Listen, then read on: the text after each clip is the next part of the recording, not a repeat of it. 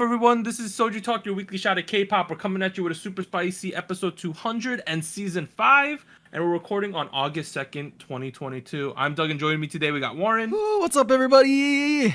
And Anita. Hello. And as a quick reminder, check out SojuTalk on your favorite podcast platform, sub to us on YouTube, and join the SojuTalk Discord and be a part of the nation. Hey. This is 200 episodes. 200! I got the balloons behind me. I'm wearing the tuxedo shirt today, you know? Yo, let's be real here. I didn't think we'd make it this far. I thought we'd be done at like 30 or 40. I thought we'd be done at like 60-ish. I thought that was our cap. Wow. Wow. Here we are. 4 years later. So, nothing is changing too much about our show for season 5. We have new graphics. Thank you to Warren for those. You could probably see them wherever you are. Additionally, we've rearranged stuff. What we used to call State of the Nation. So we did those survey things. We found out a lot of people don't like when we talk about non-K-pop things or like things outside of what we normally talk about. So what we decided to do is we're going to now fake end the show. And then we're going to do essentially what a State of the Nation is. We're going to call it After Hours. We'll still probably reference it as State of the Nation. But essentially now, if you're someone who doesn't care if we talk about things that are not K-pop related, you know when to jump out. Like, we'll let you know, like, you can get out of here. You can get out of here. You could dip, skedaddle. And we'll also let you know if the thing we're talking about in the post-show, also known as After Hours now, is K-pop related and you should probably stick around. Today, though, what are we doing in the after show, Warren? Well, we did that census survey. We got a lot of questions. We now have an idea of who you guys are. So we're gonna talk about that. We're gonna talk about the numbers. We're gonna try to answer a lot of the questions that you guys sent us. So there's a huge season 5 episode 200 special After Hours to kick things off. So it's probably gonna be really long. It's gonna be really long. Yeah. All right, we got to get into these releases, though. This is going to be like a 3-hour episode. First thing, 3 releases this week. We have Yuju, formerly of G-Friend. She released a song on Thursday called Evening, featuring Big Naughty. What a name. Friday, we have ATEEZ Guerrilla. And then Monday yesterday on August 1st, we have NewJeans with Cookie. Speaking of that, we normally record on Mondays. We're recording on a Tuesday today. Hey, just so you know, we didn't tell you beforehand, we had met up with Anita in New York this past weekend. That's why the episode's a little late. Boom. All right. First new release from this week, we have Yuju with Evening featuring Big Naughty. She is from Connect. Debuted 2015 with G-Friend. Her only other solo song was Play. And there's no way she only has 10 music show wins with G-Friend. So we'll ignore that for now. 0 as a soloist. How do we feel about this one? Very, very chill. And there's actually the piano melody, right? Because I think that's the main thing that gives it that chill vibe. It was giving me Half Moon or /D by Dean. Okay. If people know that song, it was quite similar at parts. I wouldn't say it's exactly the same melody, but it's very similar, and also because Dean has that vibe as well. I feel like that's probably where I heard it. But in the same way, like, I like Half Moon, and I pretty much like the melody in this one too. It's a pretty standard cafe R&B chill kind of song that you hear a lot, especially from like webtoon OSTs nowadays. That's a thing. I didn't even know. It is. Yeah. I definitely hear the similarity with D as well. There's like a chord progression that Dean loves to use, and I see a very similar one being used here. It's not the same one, but I do hear the similarity. I do also think that the song does play a lot of things very safely with with songs in this style or genre, to the point where if you like songs of this genre, there's no way you're gonna dislike it because it hits all those marks pretty well. On the other hand, if you're not a fan of this kind of music, you're gonna say it's generic. You're gonna say it's boring. It opens the discussion: is this even a K-pop song? Right? That's one argument. So Yuju's obviously from G-Friend. I looked it up. They have 71 music show wins. We got to give credit where it's due. There you go. She was always the main vocalist of the group. She's doing a vocal thing here. There's no, at least in the music video, there's no choreography or anything, right? And I doubt there would be for this type of song. It'd be funny if there is. So she's clearly trying to be a vocalist now, right? This is Yuju, independent of K-pop, in my opinion. That could just be my take on that. But I think it's very pleasant. I will agree, there are points where it feels a little bit safe, and that is the biggest strength and weakness of the song, being that It's strong because it's very easy listening. It's pleasant. It's nice. Nothing too offensive about it, right? The most offensive thing is that guy's stage name, Big Naughty. I don't know what that is. But the problem is that it's so inoffensive that, you know, I don't know if this is the song that gets anyone super excited, right? That's the issue with this. I mean, here's the thing. I feel like with songs like these, you're definitely gonna get longevity because like these songs never get old.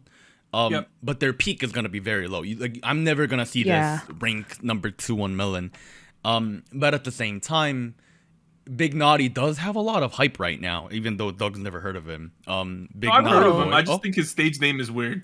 Because, like, if you go put big in your name, you could be a big dude. You know what I mean? Like, this dude, big guy here. His naughtiness is very big. Big naughty boy from Higher Games. That's what he calls himself. I didn't make that up. Although I have to point out that his performance is really, really good. His recent album was really, really good as well. He's been shifting towards K-pop in general in the recent couple projects he's done. Oh. Yeah. So definitely go check out his stuff if you're into this because he has an album out right now.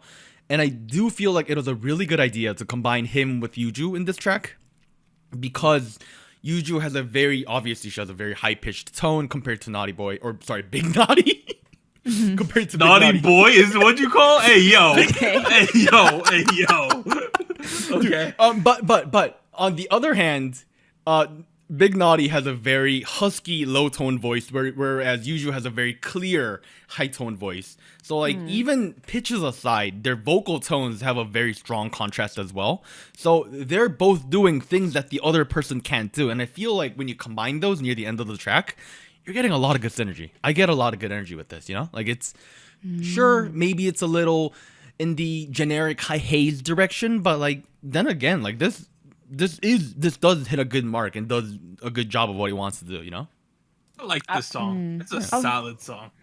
I feel like going back to your mention about the feature, I feel like I've heard Big Naughty in more like vocal actions, right? Like where he's just doing the vocals. I thought he could have done a little more, or maybe they could have included like a bigger role, a bigger part.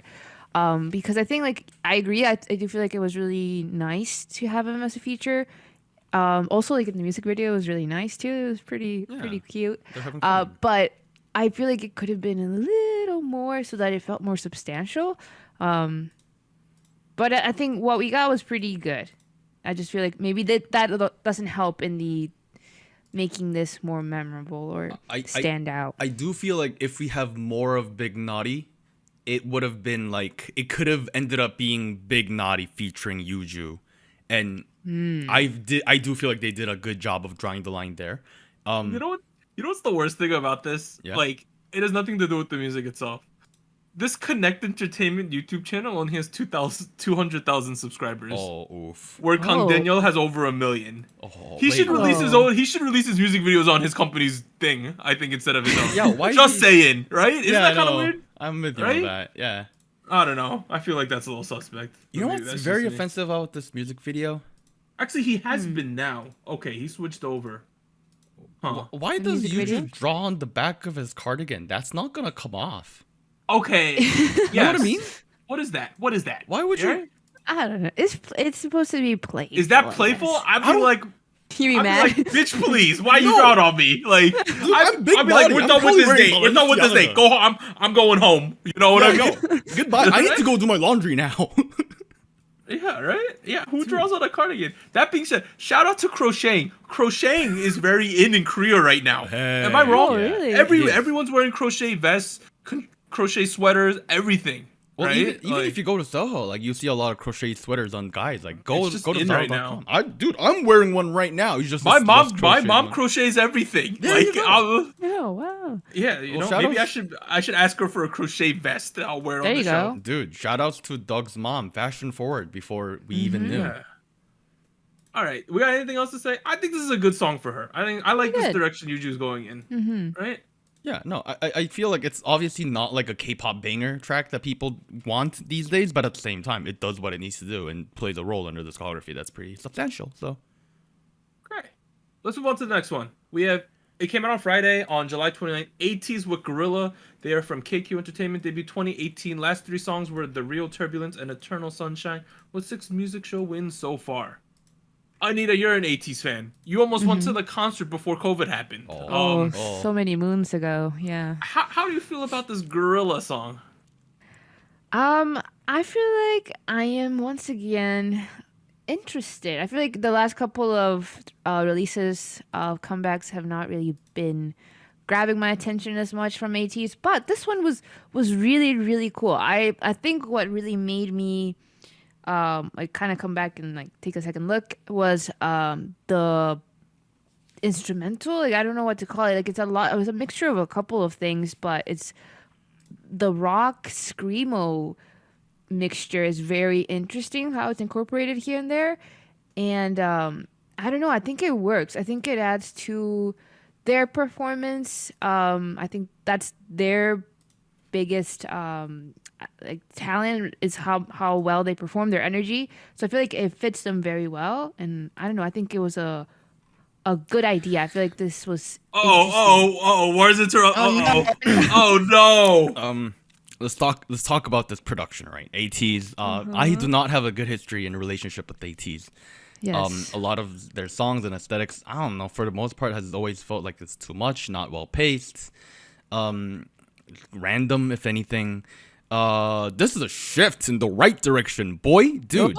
Right? Okay. Right, yo, can we give a Goodness. shout out to whoever made the decision to go X Games mode in the second half of the chorus? Yes, please. That was amazing. Boy. So unexpected. Who would have thought Very that going nice. double speed all of a sudden would make the song sound so good? Yeah. Right? Yeah. Also, vocals in that chorus are crazy. Shout out to Jongho because he's killed the vocals. Like he carried the vocals in the song. So for the most part, I do hear the screamo aesthetic, but for the most part, even the incorporation of the screamo aesthetic is very trap. It's very hip hop. It's very trap based. Yes, yeah, it's mixed well. Right. It has a very trap foundation, and the beat, the way it flows is so good. And the first verse from this guy called Hongjung. Yes. First time I'm learning his name. I'm getting Really? familiar with ATEEZ right now. I'm learning my ATEEZ lore. Hongjung, Yes. this guy, okay. You grabbed my attention. I like your rap. Your rap, very good. Thumbs up, double thumbs up actually. Who's the second guy? Yosang or Mingi? Second rapper? The second verse rapper, yeah. Is it? I couldn't quite tell. Well, the second person who raps is Mingi. I don't know if Mingi. that he came right after Hongju. I don't think it was. No, him. I'm talking about the second verse after the first chorus. Mingi? Okay, well, you tried. I like that. So that's where I'll say that.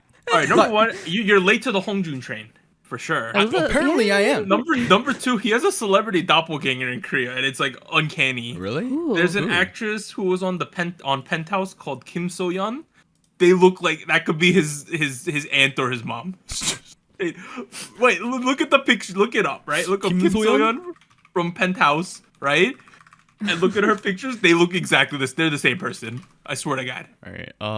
Kim So-yeon Penthouse. If Hongjun, right? It's a doppelganger. Oh man. If Hongjun was a 40-year-old woman, he would look like that. Wow. No, You can't unsee it, dude. I see what you mean. Yeah, no. Right? I want to say doppelganger. Maybe like That could be his aunt. nephew. That could be his aunt. Yeah. Relation. But no, wonderful production, really well paced. The track is like a lot of the boy group songs that come out these days with this kind of aesthetic feels rushed, especially because it's hip hop and you can skip parts and whatnot. This does not do that. The transitions are really, really well done. The second verse, there's a part where the pianos come in and they take a hard shift into doing the pianos right before we go into the bridge. And that part was so fun. It was so unexpected and so energetic at the same time. So I'm not complaining about anything. I 100% agree with you. The vocals are great. The rap is great. The production's great. The music video looks cool, like... Yeah. I like the concepting. It's more like I feel like it's a slight like V for Vendetta type of vibe, like going against the government. It's like to some it's extent. it's apparently 1984. Yeah, something like that. Yeah, and ATEEZ is like, we're gonna give the finger to George Orwell, and yeah, we're gonna break the wall and open the doors. Just like, this is ATEEZ's best song since like Thanks or Fireworks, right? It's been a hot minute for me. Oh, other than the song "Be My Lover" with Kim Jong-kook, which is a certified classic in my opinion, but this is one of their best songs in a hot minute in my opinion. One of my favorites so far. Yeah, I feel like ATEEZ lost a lot of momentum when the COVIDs happened. Yeah, unfortunately. They did, because you have to think, summer of 2019, they did the KCON New York thing, right? Mm-hmm. And they were the big act, and they were going to do that Western tour, and then they all got shut down because of COVID. And it felt like they kind of lost a little steam. But at least I feel like at they're young-ish still.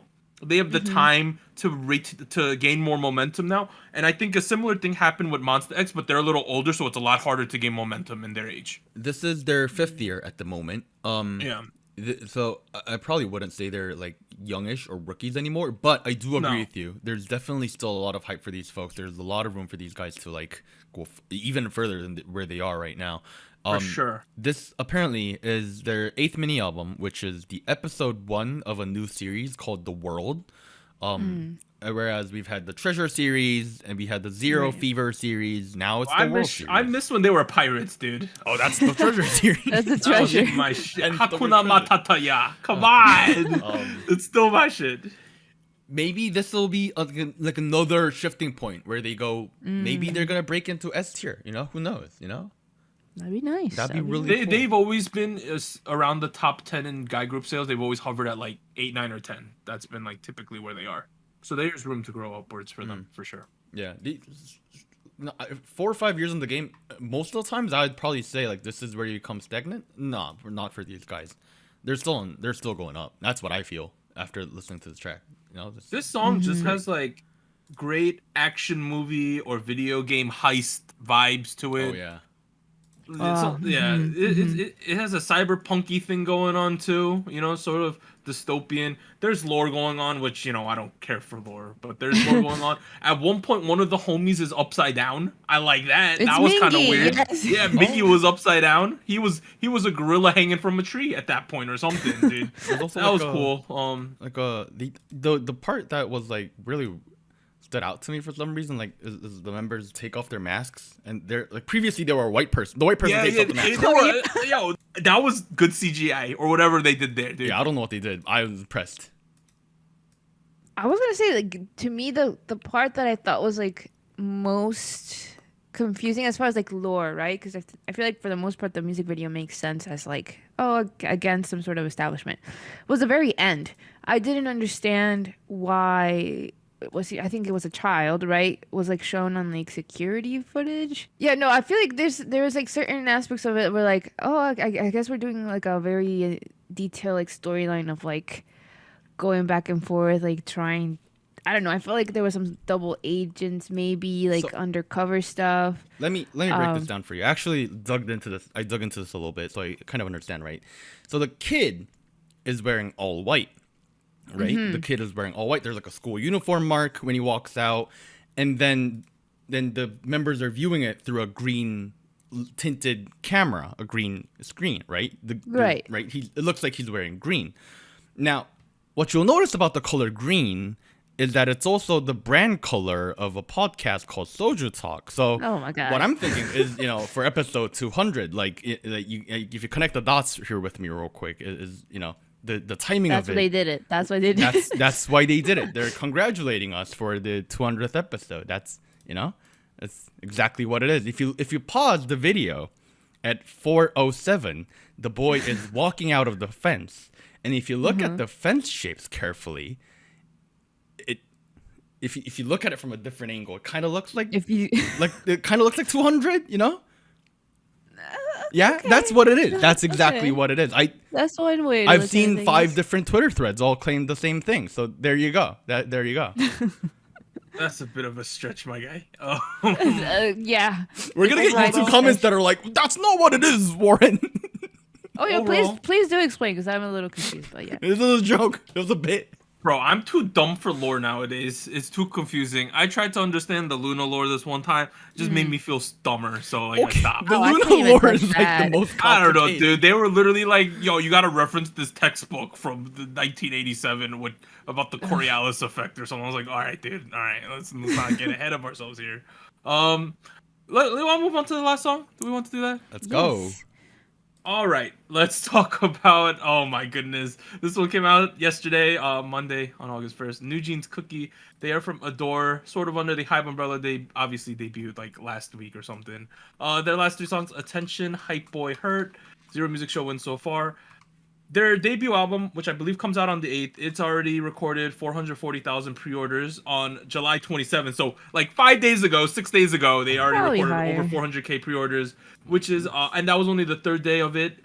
They are the quickest girl group to reach 100,000 pre-order sales on K-Town For You, which is a popular album website. So, Wow.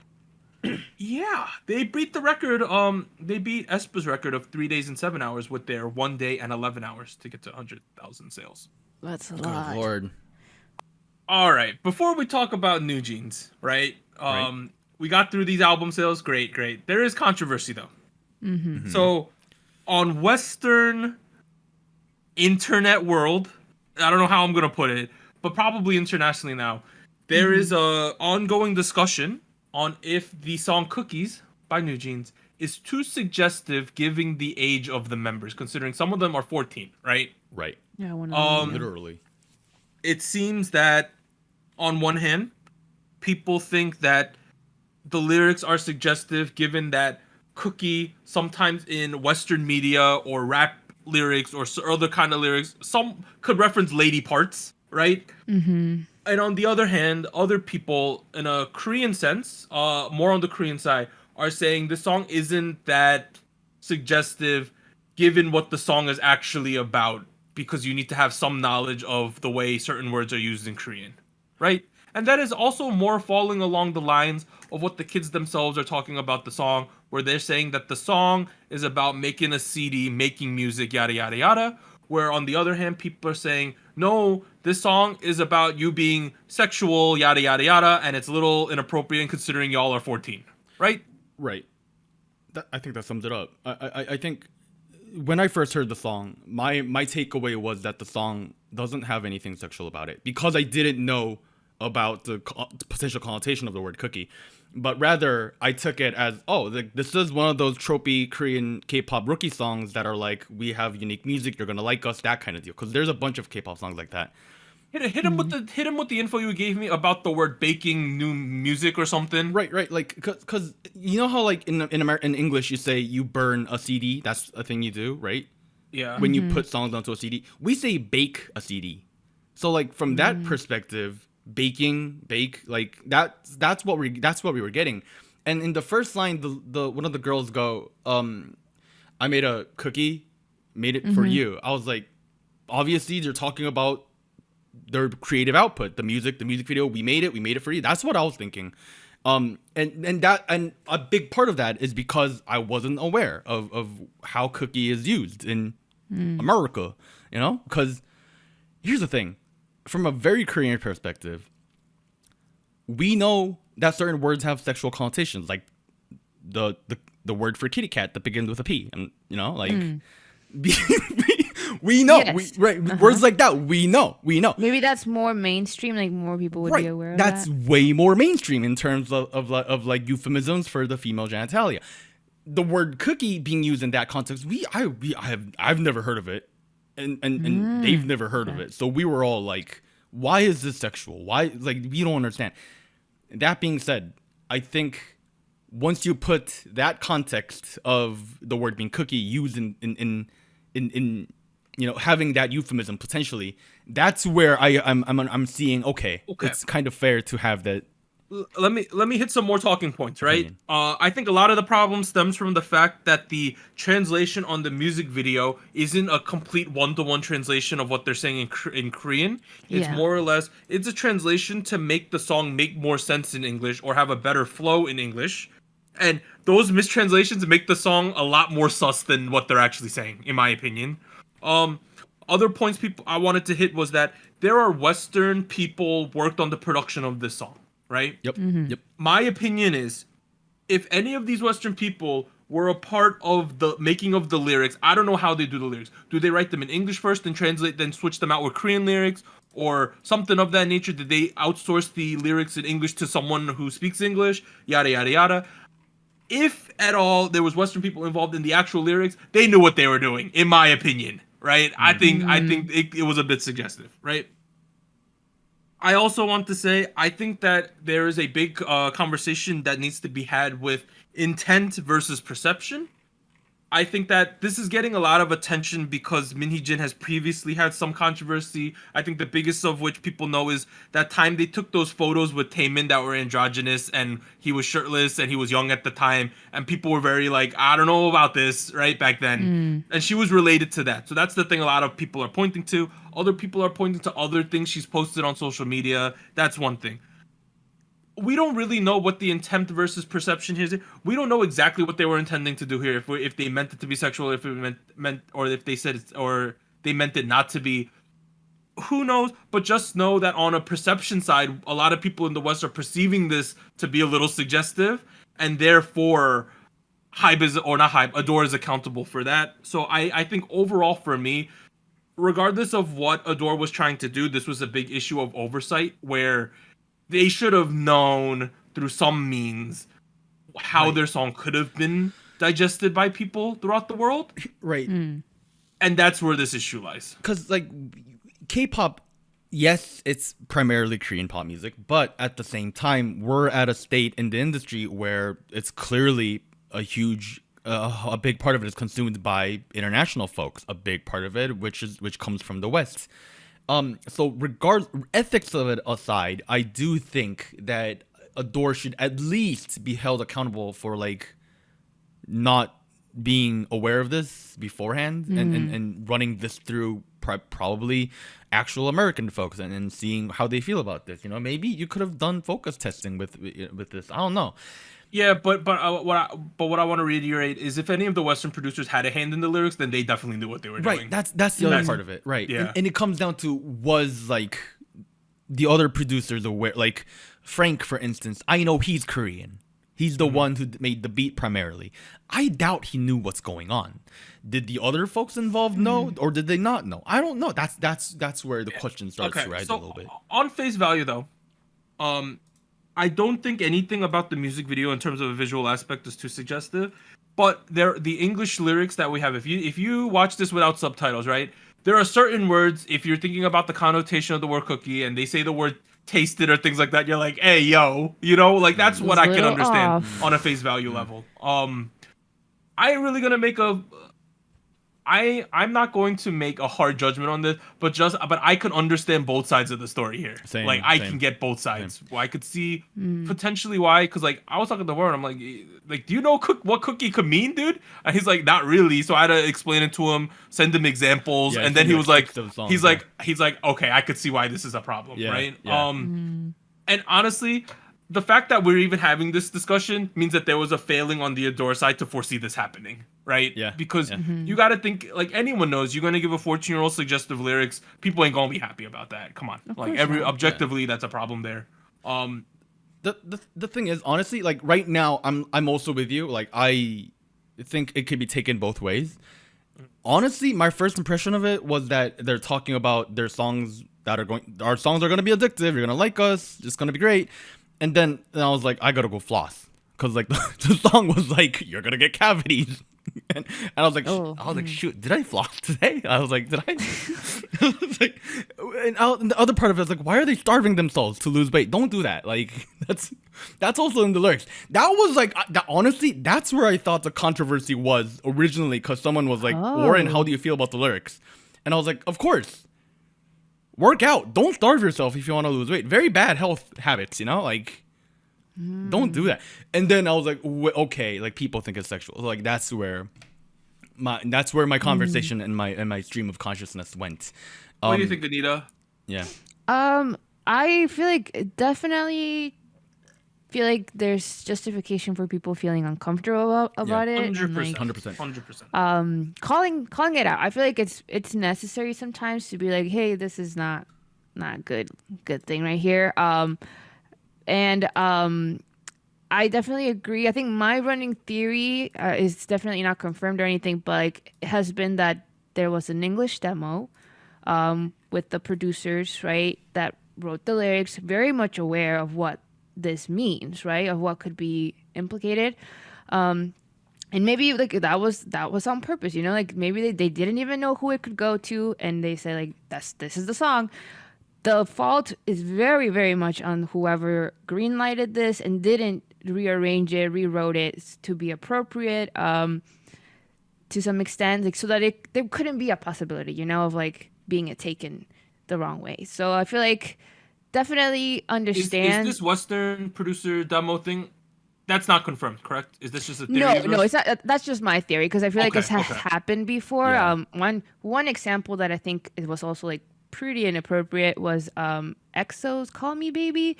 It's out there, like that was confirmed, like what that demo was like. So I feel like it could happen. I think it's not unusual where like the song lyrics are not exactly what the group should be singing about or what we would deem appropriate. So I think something must have happened where like they didn't change it enough, they didn't think about it enough. So definitely being held accountable for that. But I also see like for some other people who were not aware of this connotation, how it could feel like very like harmless.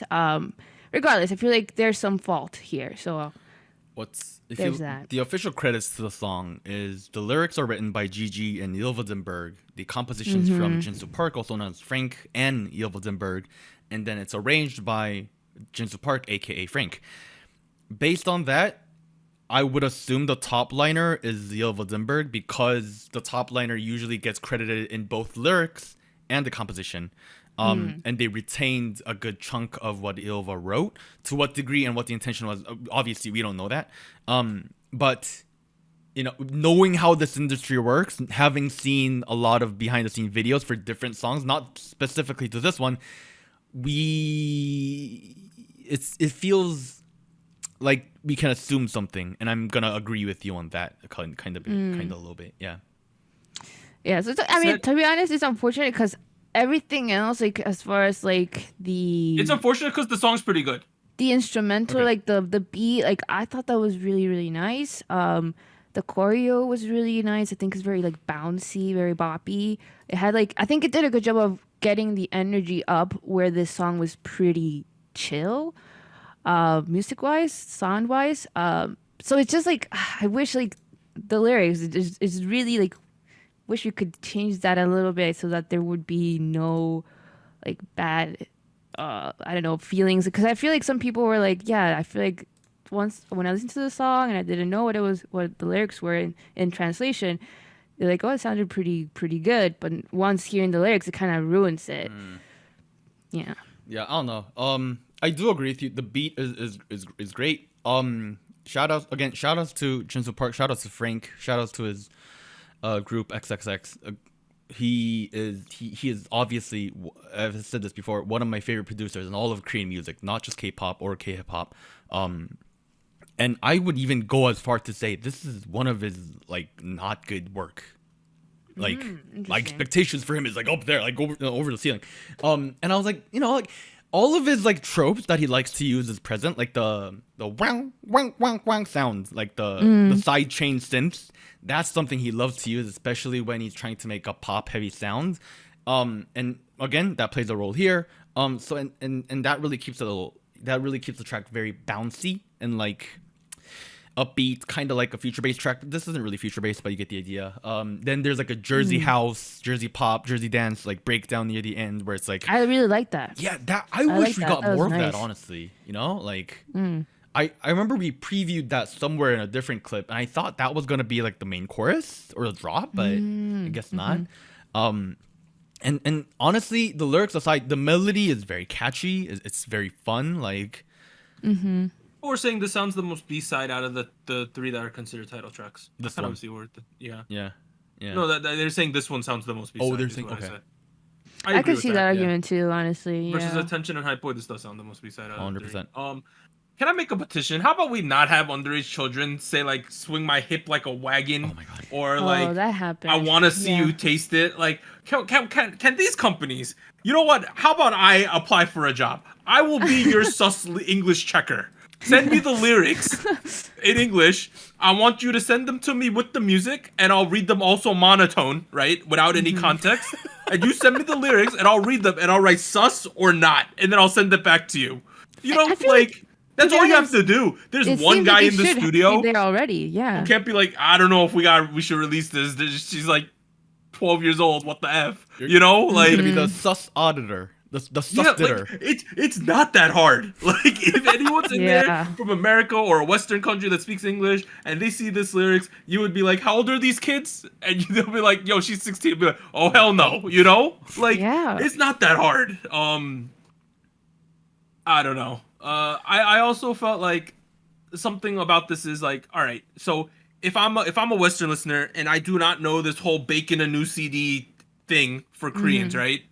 And I listen to the song about Cookie, and like I know what Cookie is. You can't think it's anything but like suggestive. That's the other thing here, right? There's no, given the context of what you do know, there's no other option in my opinion. So therefore, I don't know what Hype's thinking. I think that discussion about Min Hee-jin and her selection of themes, that's a completely different story here, which I don't feel like having the conversation on because you know it could get uncomfortable. Well, let's talk about NewJeans in general, right? Because their EP is out now. We have pretty much seen most of their like planned releases, except the actual album release, for this debut. How do we feel? Because I feel like we began with a lot of hype, and then a lot of things happened, and now people are feeling maybe a little mixed, maybe downvote. Yeah. Some people are still upvoting. How do you guys feel about that with the debut of this group? I feel like honestly, Too much too soon. oh really? Okay. Yes. The more you release, the more you're opening up for negative comments, I feel. Just due to having more things to discuss, right? Because if I release 3 songs and I have nothing to base it on, like, here's the thing. Attention was such a good song off the bat. It's very hard to release another song where I'm not going to say, yeah, this one's not as good as Attention. And I also think that it's too hard. You saturate the market with 4 songs right off the bat, you know, 3 songs in 1 week. I think that's a little too much. That being said, as a package, I think they did as well as they could have. I heard someone saying the argument that because they released everything at once, they didn't let people pick them apart for weeks in advance. Which I kind of like that train of thought. I kind of agree with that, where they said, you know, the NewJeans name kind of sucks, but because they just threw it in your face instantly, you didn't have too much time to hate it. I like that. I kind of see that logic, to be honest. That being said, it feels like after Attention, it's kind of had a little bit of a downward trajectory with what Warren said. And I kind of been feeling that also in the discussions of this group. Yeah. You know? I think a part of it is because for me personally, Attention is my favorite song out of the 4, out of the 3. Hype Boy was nice, and then Cookie, you know, it's Cookie. So at the end of the day, I think that plays a part of it. I also think what happened that I didn't think was amazing was that yes, I like easy listening tracks. Yes, I like songs in this manner. Yes, I like songs in this aesthetic too. Everything about it, it's stuff I like. But at the same time, and yes, they're all of different genres and whatnot. But at the same time, I don't know. I was expecting a little more upbeatedness at some point, and it felt like we were walking in the same pace the entire time, except for Hurt, where we just slowed down when I was expecting to run at a certain point. You know what I mean? Like it felt like I got a lot of tapas and I never had my big steak. You know, like you know what I mean? Like oh, I see. I think. Yeah. I also want to say, I think the big problem with NewJeans right now is because they release so much music so soon, there seems to be such a big disconnect, in my opinion, between, like, a lot about K-pop is getting to know the artist as people. Like you watch variety shows, Yeah. you watch their behind the scenes content, yada yada yada. You get to learn their personalities. This feels very disconnected right now. Where we've had almost no like do you know what any of these kids are like yet? Well, you know what I mean? I'm in a group chat with them at the moment. You know what I'm saying though, right? It seems to feel a little disconnected right now. I think the music's there. They just don't feel too personable right now, and I don't think it's the kids' fault. Obviously, it's the marketing of it, right? Here's the thing. I'm 25 years old. I am no longer a 13-year-old that dreams about idols being my friends. That, honestly speaking. Yeah, of course. Yeah. I did when I was 13. I'll be honest here on the podcast. I've never said that before. Now you know. I thought about being friends with my favorite rappers back in the day. That being said, I was like, what if I'm friends with Earl Sweatshirt? That'd be really cool. Now, that being said, I was on the phoning app that they have released, which is their version of Weverse. Oh yeah, how is it over there? They're big. I think they have two big selling points. One is the live streams, which is, you know, the same stuff you get from Weverse. But they've been funny. How has that been? I haven't watched any of those. I'll be honest. Okay. I'm not interested in this group enough to like actually, you know, sit into those. Honestly, the only ones I watch are Jury's live streams. And then the other big part of the app is this group chat where like they're just talking, and I can't send anything. Oh, you just watch their group chat? I'm just in a group chat with them. I can't send anything, but like they're talking. That's kind of voyeuristic. And like a big part of it is like, oh, like remember when you went to like the beach last week? Here's a photo I took of you there. Photo upload, you know, like, OMG, you're so cute, haha. Like normal people conversations, and it feels like I'm just sitting in and watching. And don't get me wrong, like, in most group chats with like 3 or more people, I don't say jack anything. Like so it's realistic. It's realistic. It's realistic to the point where I can mute the conversation. So I've done that too. I don't know what they've been talking about recently. And with that, I'm thinking like, okay, if I was a 13-year-old, if I was a 14-year-old, this would fuel that fantasy that I had when I was 13 so well. Is it healthy, or is it just fulfilling a healthy fantasy? That's up to you to decide. I feel a little, you know. But then again, 13-year-olds nowadays are a lot smarter than 13-year-olds back in my day where I was 13. Okay, that's So, also different. I'm kind of saving judgment of this group for the second batch of releases. Hopefully, it's just one song. Actually, no, I don't know if I even hope it's one song. I'm just gonna wait till the second batch. It's because I feel like once you get the second or third song from a group, then you understand the flavor you're getting, right? Okay. I think it's too early to make a call here. I wonder how much this discussion of their CEO lady is going to just weigh on top of this group the whole way. You know what I mean? And I think this incident really, because they've set up this group to have that problem though. Because more than any other group I've ever seen, have they put such a big focus on the person making the group? Well, I think the reason why it has been such a big topic is because she's the one that says yes or no. You know, like everything. Yeah. I assume must go through her since she is the main producer. So I feel like that's why a lot of responsibility is being given to this person. I don't know. I feel like I am cautious. I think the music is still really good. Like I wish this wasn't the case with the lyrics, because it's honestly like just really it's unfortunate that it happened this way and that nobody said anything. Like nobody said like, hey, you know what? Not appropriate. You know, it could be taken in a different way. Because I think it could have. There was a moment that could have been reviewed.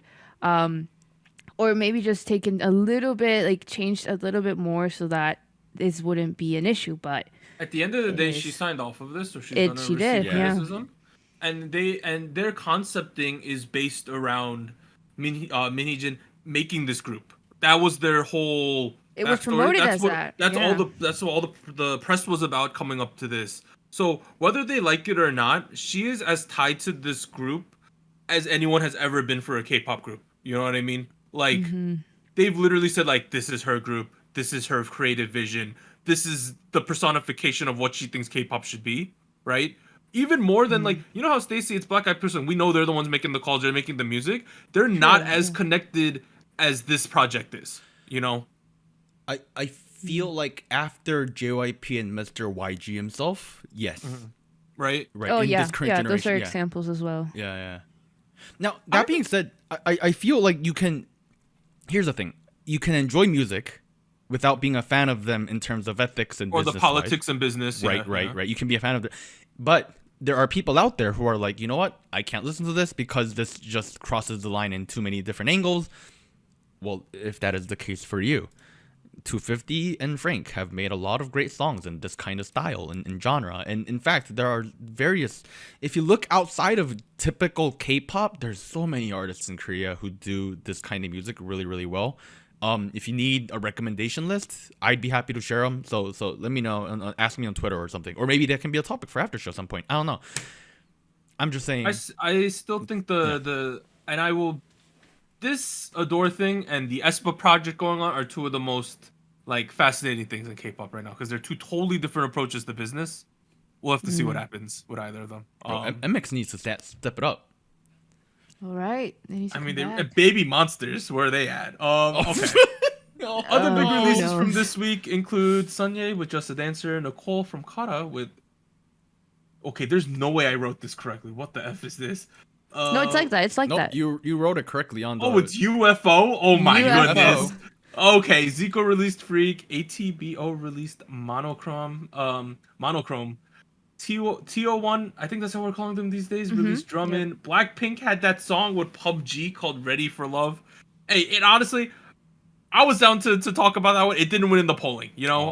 NMIX released Kiss, which is a remake of a Rainbow song via the Reborn project. Wow. I don't know what any of that. I know who Rainbow is. I don't know about this Reborn project. And then Stray Kids released Time Out, which is one of their mixtape releases. Okay. Spice King, we ready to do that? All right. King. Last week on 199, Attention from NewJeans picked up its first crown. Second place was Stacey's Beautiful Monster, and NewJeans Hype Boy came in third place. The candidates this week are Yuju Evening, ATEEZ Guerrilla, and NewJeans Cookie. Boom. All right, my chart has changed 3 times. Wow. Oh, wow. Very frequent. First place, though, you got to keep Attention. Like, as big of a Stacey stan as I am, right? Attention's a better song. I'm going to be straight up here. Second place, though, Stacey Girls. It went down in second place with Beautiful Monster. And in third place, after much discussion in my internal mind, I have chosen ATEEZ Guerrilla to get third place this week. Ooh. Boom. I concur with that position right into my chart. I also put ATEEZ in third. I don't know. I feel like the chorus, I want to say like the chorus melody with the vocals, you know, Jungho going with the high notes, it felt very like grand. Like, I don't know. I feel like, I don't know, something very interesting that I think they incorporated into this song. So I like it. Second place, I still have 17. Dash God, One. Anita. It's a good song. God. I think it's a little underrated, to be honest. Oh my God. Well, maybe not. We'll see in show winners. But in number 1 spot, I still have Attention. I feel like I hope. Well, you got no Stacey on this? What? Oh, you didn't like it. No, she didn't like it. Wow, you're not going down with us, Anita. It fell off a little bit for me, but something that didn't was Attention. I think it's very, very, very catchy. I really, really hope that the management, the production does better after what happened with Cookie. But yeah, I like what was going on with Attention. So it's still a number 1. All right. It's going down with Stacey. They went down to third place. Beautiful Monster in third place. Wow, okay. Yeah. I like the song. It's just the other 2 songs that I like, or I like them more. That's the thing. So between first and second, I was really split. I'm not gonna lie. I was really, really split. Really close. But I think it comes down to which song that I think I'm gonna listen to more going forward, and what I have listened to in the past. And I think that's why I have to put ATEEZ on second. ATEEZ second. Yeah, Nice. and then NewJeans attention on first. Y'all sleeping, putting ATEEZ on third. Y'all wake up from your nap, please. Good Lord, man, I don't know. Like Guerrilla, It was a good release. Yeah. it was a good release. I think it is by far one of their you know what? The best song that they've put out so far. Title track. Ever? Ever. Since Ever? debut? Ever. Wow. Since Oh my Wow. in the past God. 5 years. I don't agree with that, Easily. but damn. Way better than Hakuna Matata. Wait, you kidding? Well, Way better than Pirate. Yeah. Way yeah. better than Really? Way better than that. No. Way better. It's not better than like Say My Name, bro. No. It's My not. This name is is better. Bob. This is better. This is better. This is way better. What? Get out of here. You are sleeping. Wake up. You are a part of the 1984 dream. You are a part of the failing government. Wake up, please. Bro, you're making all these Orwellian references, dude. Like, God damn. All right. And I'm keeping attention on first. It's so little effort. It's so effortlessly done, so perfectly. Where I just feel like this is such a good song, such a good comeback. I still have to enjoy it, even with all the controversies going on. Do I like it? Do I like Hype Boy as much? Not really. Do I like Cookie as much? No, not really. Do I like Hurt as much? No, I don't like Hurt. So there you go. Attention on the first, Guerrilla on second, and then Beautiful Monster on third. Yeah, you had a lot to say about this week. Gochu Gang. Third place, they had Hype Boy from NewJeans. Okay. Second place, Ooh. Attention. And then I think 2 points higher for them was Stacy with Beautiful Monster in first place. So no ATEEZ. No ATEEZ. Yo, What was you wrong with wake ATEEZ? up, people. Bro, ATEEZ was in like 5th place or something. Please wake up from your dreams. This is Actually, it was in 4th, but yeah. okay. Fourth is a because little of that, better. third place this week, ATEEZ Guerrilla with 5 points. Second place is Stacy Beautiful Monster with 8, and first place is NewJeans Attention with 18. Boom. All right, finally All right. we're at show winners. Anita, hit us with them.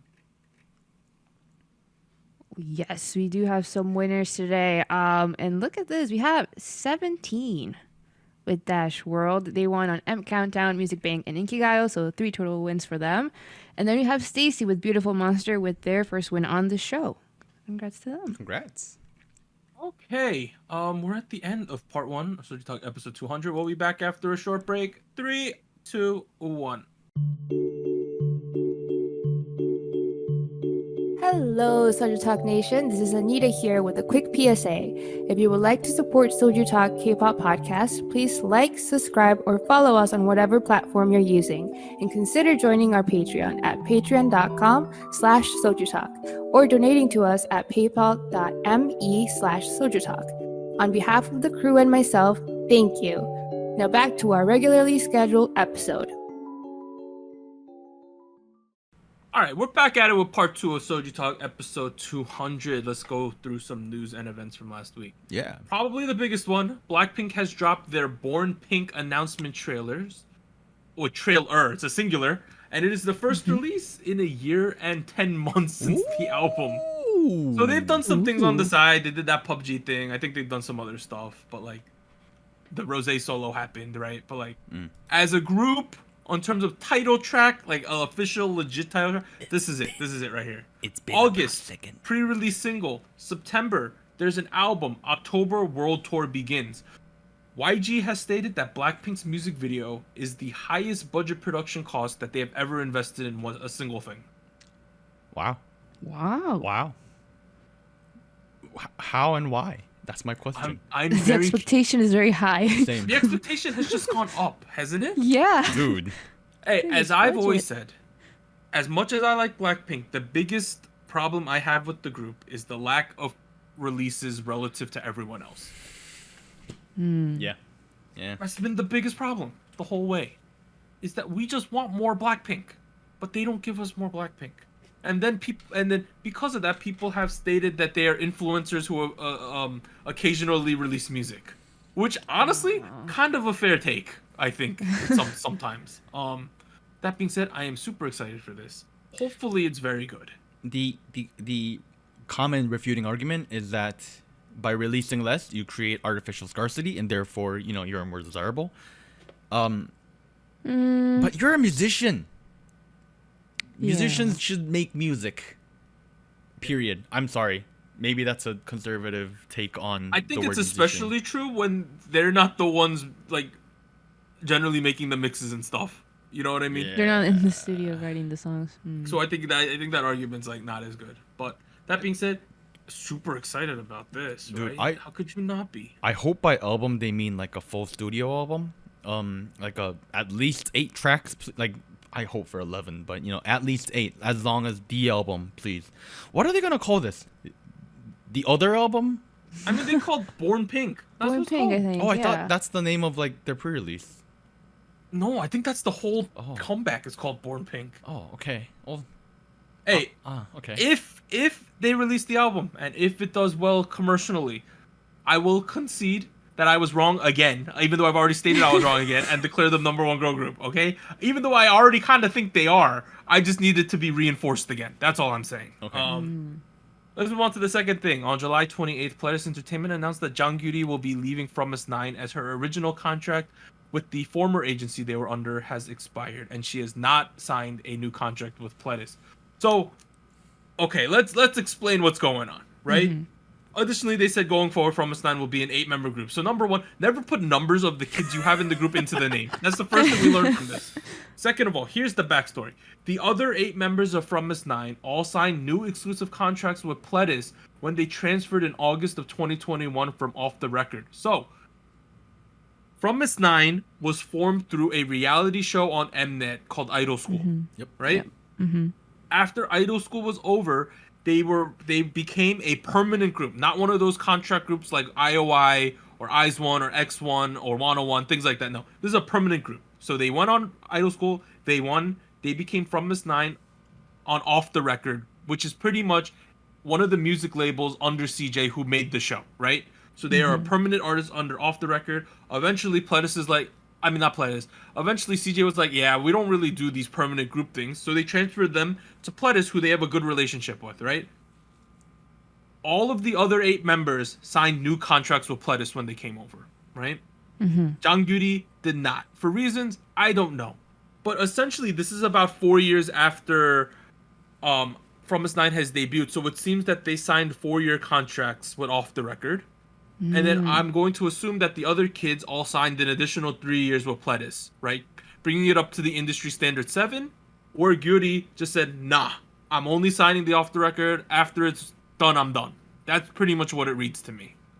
The other thing that could have happened that I was thinking about is maybe they signed the 7-year with Off the Record, and there's a clause in their contract that says, in the case Off the Record decides to call it quits, this will happen to your contract where you just Maybe it invalid. says it's voided 1 year after you join the new agency or something like that. Right. Maybe that's what happens, and maybe at this point in their career, Pledis was like, all right, let's reinstate a new 7-year contract or a type of contract that Gyuri might not like.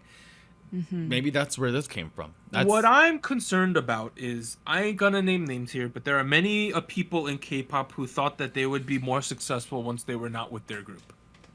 Right? That has been one of the better as a whole has been a very common trope for a lot of idol groups that have now disbanded or where members have left. Very rarely does the individual become more successful than the group, other than like certain kids in circumstances who already had big careers going at the time, right? I know Gyuri has been doing this acting thing, but like she, for all intents and purposes, is not super known outside of K-pop, I would say. Like your average Korean person on the street probably don't know who she is. As an individual, yeah. yeah. That is what is concerning to me in this whole situation. How do we feel about that?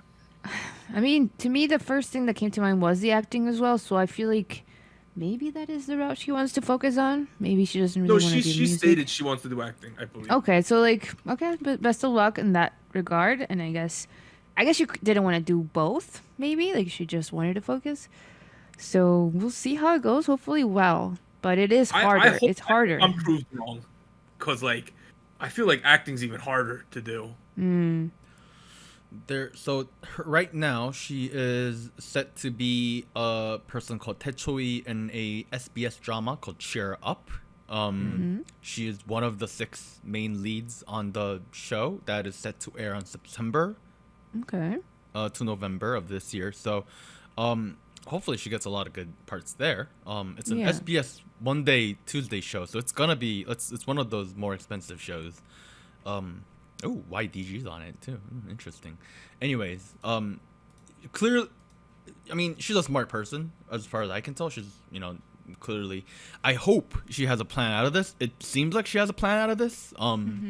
She hasn't really officially announced where she's gonna go next, but who knows? Maybe it's YG Entertainment. You never know. Like, they have a lot of actors under their category, right? Catalog, right? Like, you never know. Like, it could be. Who knows? Another big one. Yeah, it could be Antenna Music. Who knows? You know what I mean? Like, who knows? We don't know. I don't. Do you know, Anita? I don't. You don't. I don't. We'll We see. don't know. Yeah, I just hope she does well, because the acting game in Korea is tough. It's tough. Because even there's A-list actors who get on a drama and it's a stinker of a drama, they get terrible ratings. Like, acting in Korea, you gotta strike fire with every single thing you're in, essentially. It's not like music where you could have a bad release but it still sells very well. And I think it's unfortunate considering From 9 is finally hitting their stride right now too. Yeah. That's the big thing. Okay, let's talk about the next thing. KCON has announced, due to, quote, unforeseen circumstances and technical difficulties, the KCON 22 US tour with the Next Generation will be merging both nights per stop into only one night per stop while refunding the first night tickets. So it was supposed to be KCON goes on tours with rookies, right? Yeah. Night 1 on each stop was going to be Gravity and Lightsum. Second night on each stop was going to be Stacy and TO1. From what I've heard, night 1, Gravity Lightsum did not sell well, is what I've been hearing. So they merged them into 2, and they canceled the people's night 1 ticket. And I think this is bad for 2 reasons. If you bought night 1, you're pissed because now you lost the opportunity to get the really good tickets, right, from night 2. Right. Because they're not restarting. You just have to buy what's remaining of night 2. Oh, yeah, that's bad. And if you're in night 2, you're pissed because I wanted to see an hour and a half of Stacy, and now I'm seeing 45 minutes of Stacy. So, big oof. The other part of it is, like, imagine you're a member of Gravity or Lightsum. Oh my god, yeah. Dude, I'd be shattered. You know what I mean? Like, Yeah, I mean, from the beginning, when I saw the lineup for each night, it just felt like, I think we should have more. Like, I think it would be more, I don't know, maybe more, more impactful. I don't know, for the concert goers, right? So, like, I feel like it should have been combined from the beginning. I didn't quite understand why it was divided into 2. Maybe it was because they wanted to have certain artists have more time on stage, but I feel like as the rookies, I feel like you can't, I don't know, I feel like you can't expect it to be such a long show per artist. Let's be real here. Yeah. A lot of people have been touring lately, right? I think a lot of companies I'm not going to say they're overestimating their popularity globally, but they don't know what their popularity is globally. And I think that this is a growing pain of people trying to figure out what kind of venue can I fill with my group right now. I also want to say KCON's done this terribly wrong with the canceling, like not restarting the tickets, but I didn't know about that. Yeah, Dang. it's just bad on both Not a ends. good look.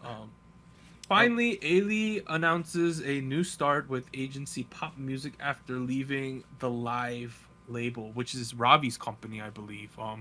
Ravi's in the military right now, if I understand correctly, so this is interesting timing. She was only under the company for like 1 year on the dot, so she must not have been happy with what they were providing her in terms of management.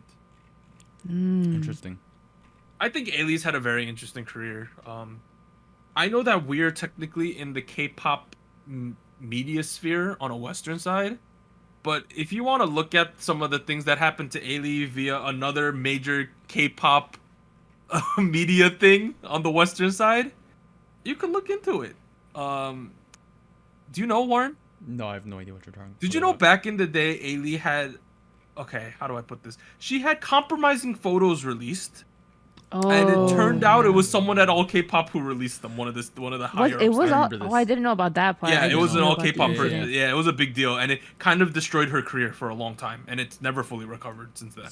Yeah. That was a big deal, and that's why a lot of people who are like old heads in K-pop don't go to All K-Pop is because of that. Dang. Because she used to like, okay, I don't know how true this is, but the rumor was that she used to date a pretty high up person, like when she lived in New Jersey back in the day, and then he was the one who leaked it. Now none of this is confirmed, so this is all hearsay, but that was the going story back in the day. And it was never refuted, so who knows. But shout out to Ailey. I think she's had I think her career could have been a lot better, but she's still been pretty successful. She's had a couple very big OST releases in the last couple of years, but I still think her career could have been bigger. All right, next week though, it's kind of sparse in terms of releases. This is the new change. We're not going to State of the Nation. We're going to talk about the release for next week. On Wednesday, we have Yena. I'm excited for that. Friday, BTS, Snoop Dogg, Benny Blanco. Benny Blanco. What am I saying there? And then on Monday, Girls' Generation, SojuShide. SojuShide has been hitting the variety scene super hard.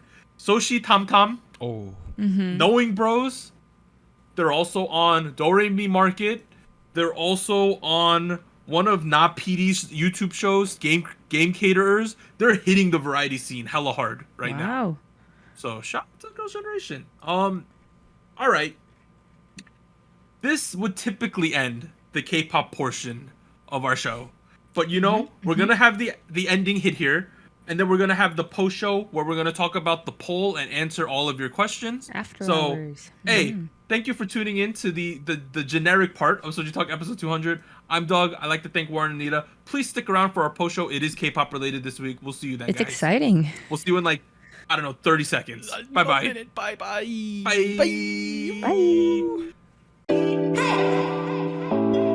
Special shoutouts to our Fiesta patrons: Bagel, Based Mina, Brian, Shadow, Cotton Ball, Delmonic, Ellie, Genki Boy, Goku Mama, Jacob, Liam's Games and Toys, Luke Daniels, and Jay Parks. Tier, thank you for joining SojuTalk. And special thanks to our Discord server mods: Jacob, K Music Erday, Koala, Mafiar, Max, No Bias Luna, Tuggles, and Wolf297.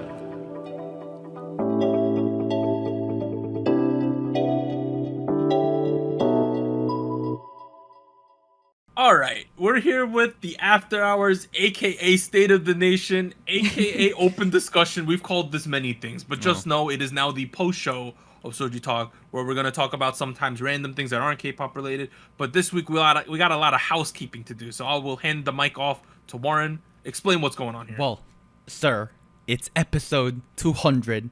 200 episodes in the game, 5 seasons. We're hitting 5 seasons today. We did a 2 weeks of census surveys, right? We did a whole Google survey with questions about demographics, some feedback, who's your favorite K-pop group, that kind of deal. We'll talk about all of that, and afterwards, we also had a separate thing out for a Q&A section, an AMA, if you will. We collected the questions that were commonly asked or we thought was interesting. For the sake of time, we're not going to be able to get to every question, and I'm really sorry if we did skip your question. But we, collected the ones that we thought might have a meaningful conversation. So we'll get to the Q&A afterwards. We have 50 or so questions. That's a lot. But we have before to hurry. We have to hurry. we'll start by, who are the listeners? Because honestly, we don't know. For this demographic section, I would also highly suggest you watch this on YouTube because there's graphs and stuff and there's visuals. So please do yourself a favor there. Yep. If you have been listening to audio, go to YouTube now. Well, here's the thing. This is the age group section of the demographics, right? Turns out that a big chunk of our listeners is just in our 20s.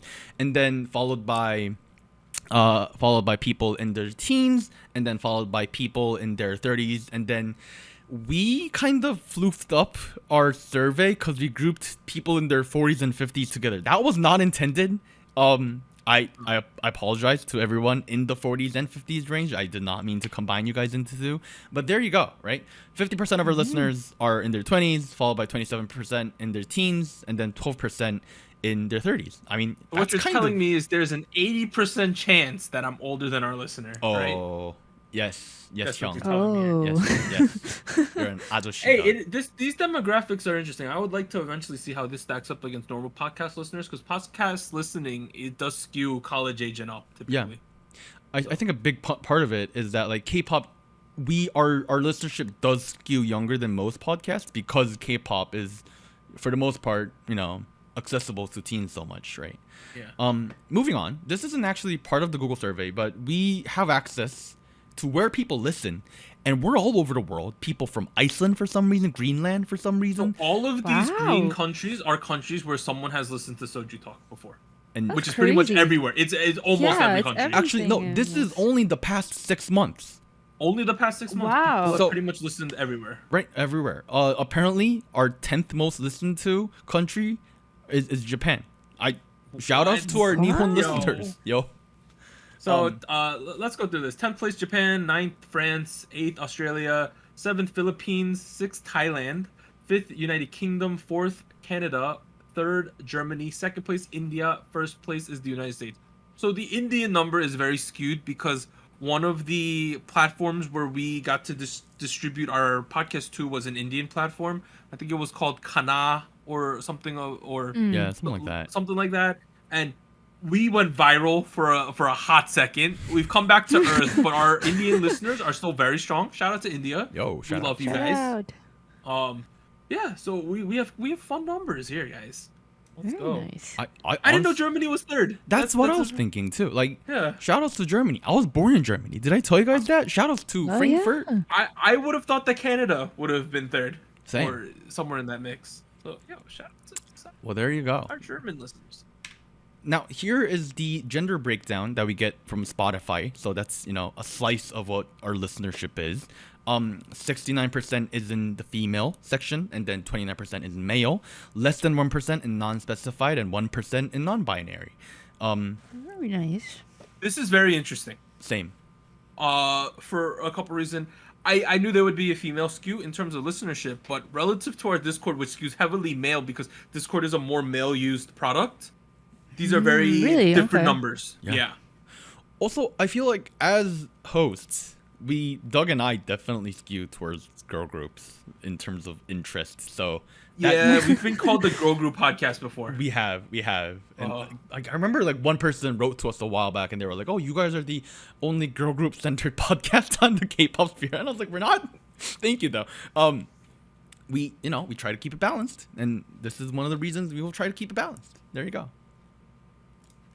Moving on. For the next one, you took time zones, bro. I can't tell you what time zone I'm in based on UTC. Like, we had a link to a converter that will hopefully have. All right, we're -4. Yep, that's New York. Takeaway is the biggest chunk of our listeners, 34.7%, is located in the Eastern time zone. So. Okay, so I we're see. UTC. There we go. Okay. The biggest reason.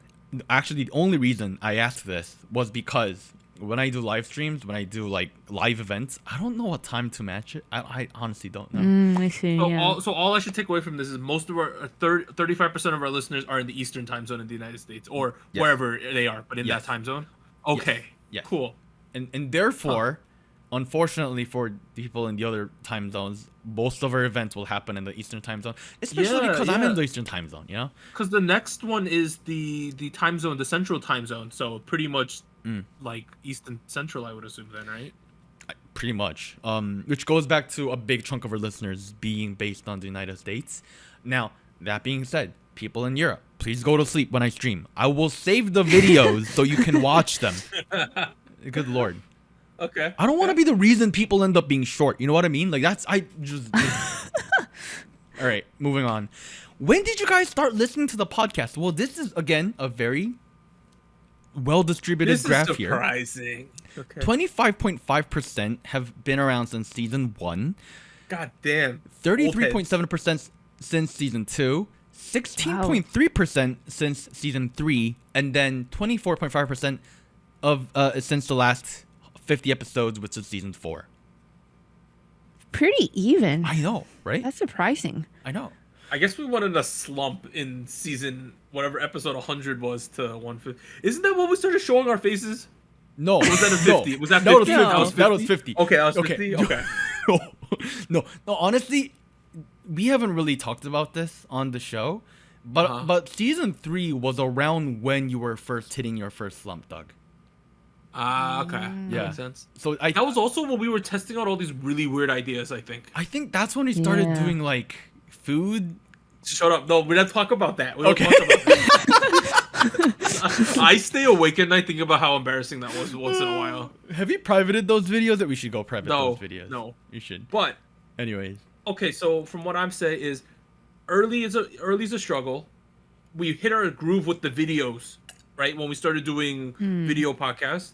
Then we had a slump, and now we're rebounding, right? Is that what is this saying? That's what it looks I think like. basically, yeah. Okay. The fact of the matter is, this was honestly, I was just kind of curious. I don't even know what I'm trying to get out of this piece of information, because at the end of the day, regardless of whether you've been here for 2 episodes, or 200 episodes for that matter, you're still a listener. I still respect that. Someone in the survey was like, "Oh, I don't really know what to say because I've only been here since episode 198."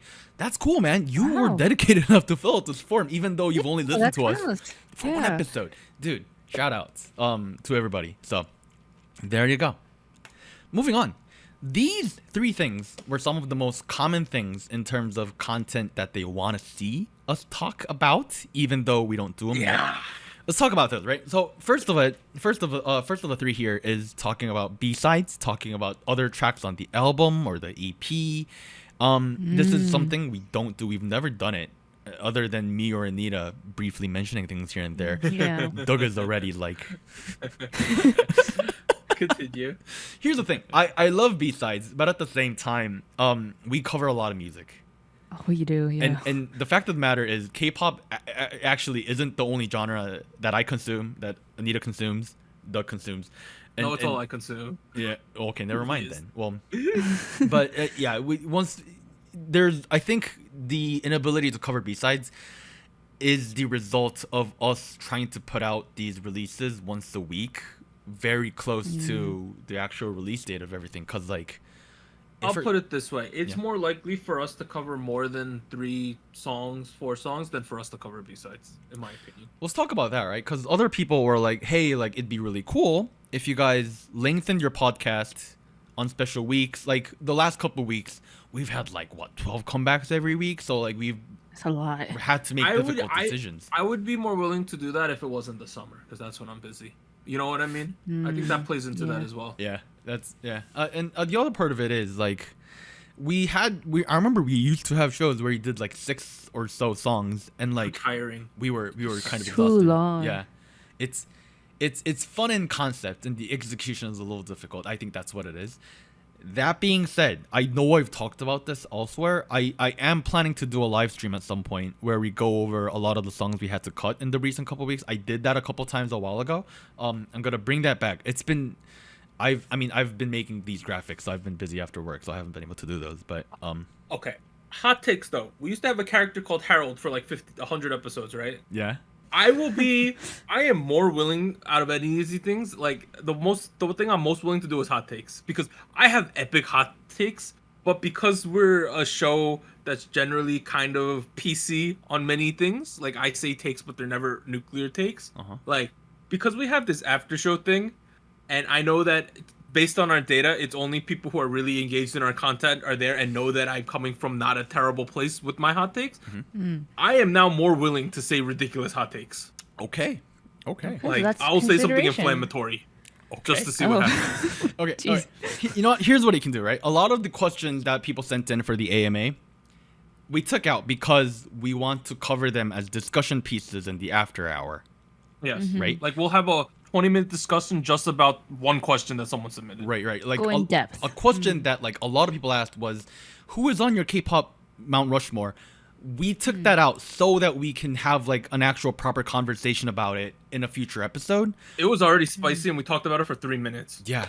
So There are It was a massive take. here's what you can do, right? Going forward, if you guys have hot takes that you guys want us to talk about, do send that to us. Let us know somewhere. Let us know. Leave it DM in the one of comments us. or DM it to us on Instagram or There's no Discord. promises that we're gonna cover it, but if it's like reasonable or we think that there's a lot to talk about, we'll talk about it. Because we sometimes this State of the Nation thing that we have been trying to implement for like 150 episodes. The biggest problem is some weeks you just don't do anything. Yeah. Like Uneventful. objectively, you have uneventful weeks. Like in the middle of the summer, literally, I go to work at 7 a.m. I come back whenever I come back. I take a nap. I hang out with my cat. I watch one variety show. Then I go to bed. And that's like 5 days straight. I do that. You know what I mean? Like, there's not much going on. You know. And honestly, like one of the subreddits I'm on is r/unpopular K-pop opinions. That's actually a hilarious subreddit. Dude, It's so some funny. of those takes are spicy, and I agree with some of them. So Yeah, and I understand. Like, here's been my problem with State of the Nation the entire time is that if I am not interested in soccer, or if I am not interested in the manga Anita's reading, or if I'm not interested in Marvel or whatever Doug's doing, why would I listen? I completely understand that logic. Yeah, like, it makes sense. yeah. like I personally have very like Stranger Things. I don't care all that much, but I listen to it because I'm Anita's friend and I'm curious as to what she's interested in. But from an outsider perspective, I 100% understand why you don't think that's good content, right? So Makes sense, therefore, makes sense. going forward, we'll try to mix more of these hot takes or these weird questions into our thing, so it's not always just random stuff. Yeah. Boom. And to add on to that a little bit, a lot of people have also said that they like our recommendations. Someone was like, "Hey, Doug, I know what you mean by that section in The Wailing being very, very loud. I get you." So we're not saying we're gonna get rid of it completely. We'll still bring it in when we do, but we're gonna mix it up a little bit. Is what we're saying. And I think us separating the State of the Nation post show, after whatever you call it, after the show is very good for us because we don't feel pressured then to have content every week for the main show. Because some weeks this after show might be short. We might not have too much, right? Yeah. But it also gives us the opportunity to have a space where we can do wherever the hell we want and not feel bad for people who are still expecting us to talk about K-pop. Yeah. Right? Boom. All right, let's move to the next thing. Next slide, please. Here is the distribution of all the music listened to. How much of it is K-pop? So And you what is can- the scale on the x-axis? So the x-axis is so 7 would be I only listen to K-pop, whereas 1 is I don't listen to K-pop. Someone said Bro, I I'm don't a listen I'm to a K-pop. 7, dude. I don't know any Western artists until after they've hit like #1. Dang.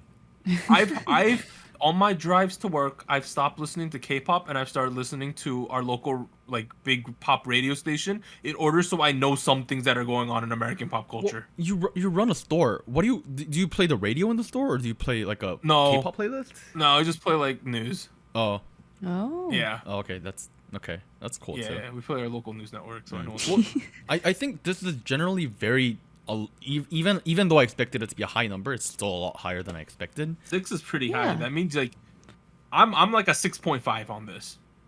Okay. I'm honestly like a 3 or a 4. I'll be honest. Damn. Okay. A 4 or a 5. Because I mean, I listen to a lot of like indie and like, if it's just Korean music, that's Oh, a 7 for me. But, I get terrified every time I have to read an American artist's name because I don't know who they are. yo, Benny Bianco, what's up? Yeah, Betty Bianco. And I messed up some other people before I got laughed at, and I'm like, damn, sorry. Well, I mean, if it makes you feel any better, I didn't know who Halsey was before she collabed with BTS.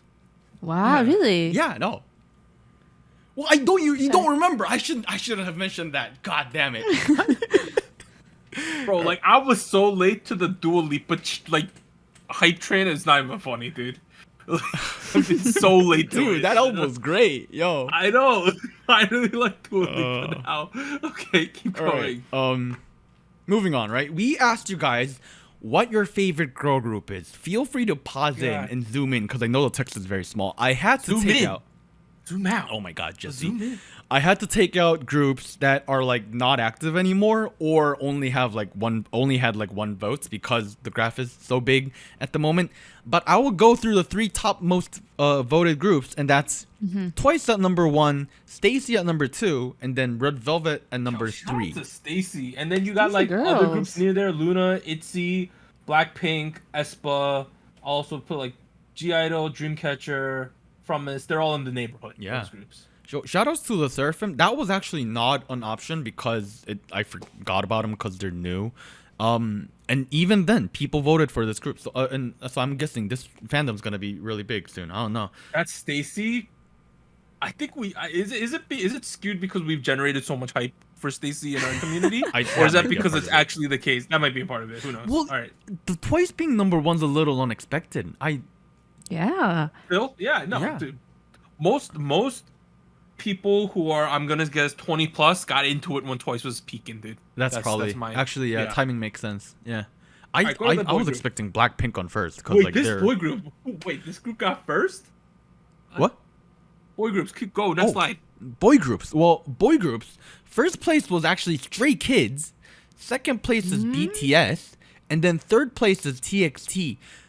Their differences in terms of voting is all just 1 vote each. It's so Yeah, close. So close. So those 3 are at the top, and then we got like 17, and then other groups like ATEEZ and Hypin, EXO. We got, and then all the NCT Into a configurations. cluster. Yeah. Yeah, we're like that. Okay, so the big 3: BTS, Stray Kids, TXT. I could see that in today's K-pop. I could see Again, I'm really surprised that like Stray Kids is actually number 1 instead of like second that. or It's one third. vote. It's one vote. I had no clue. Now I know.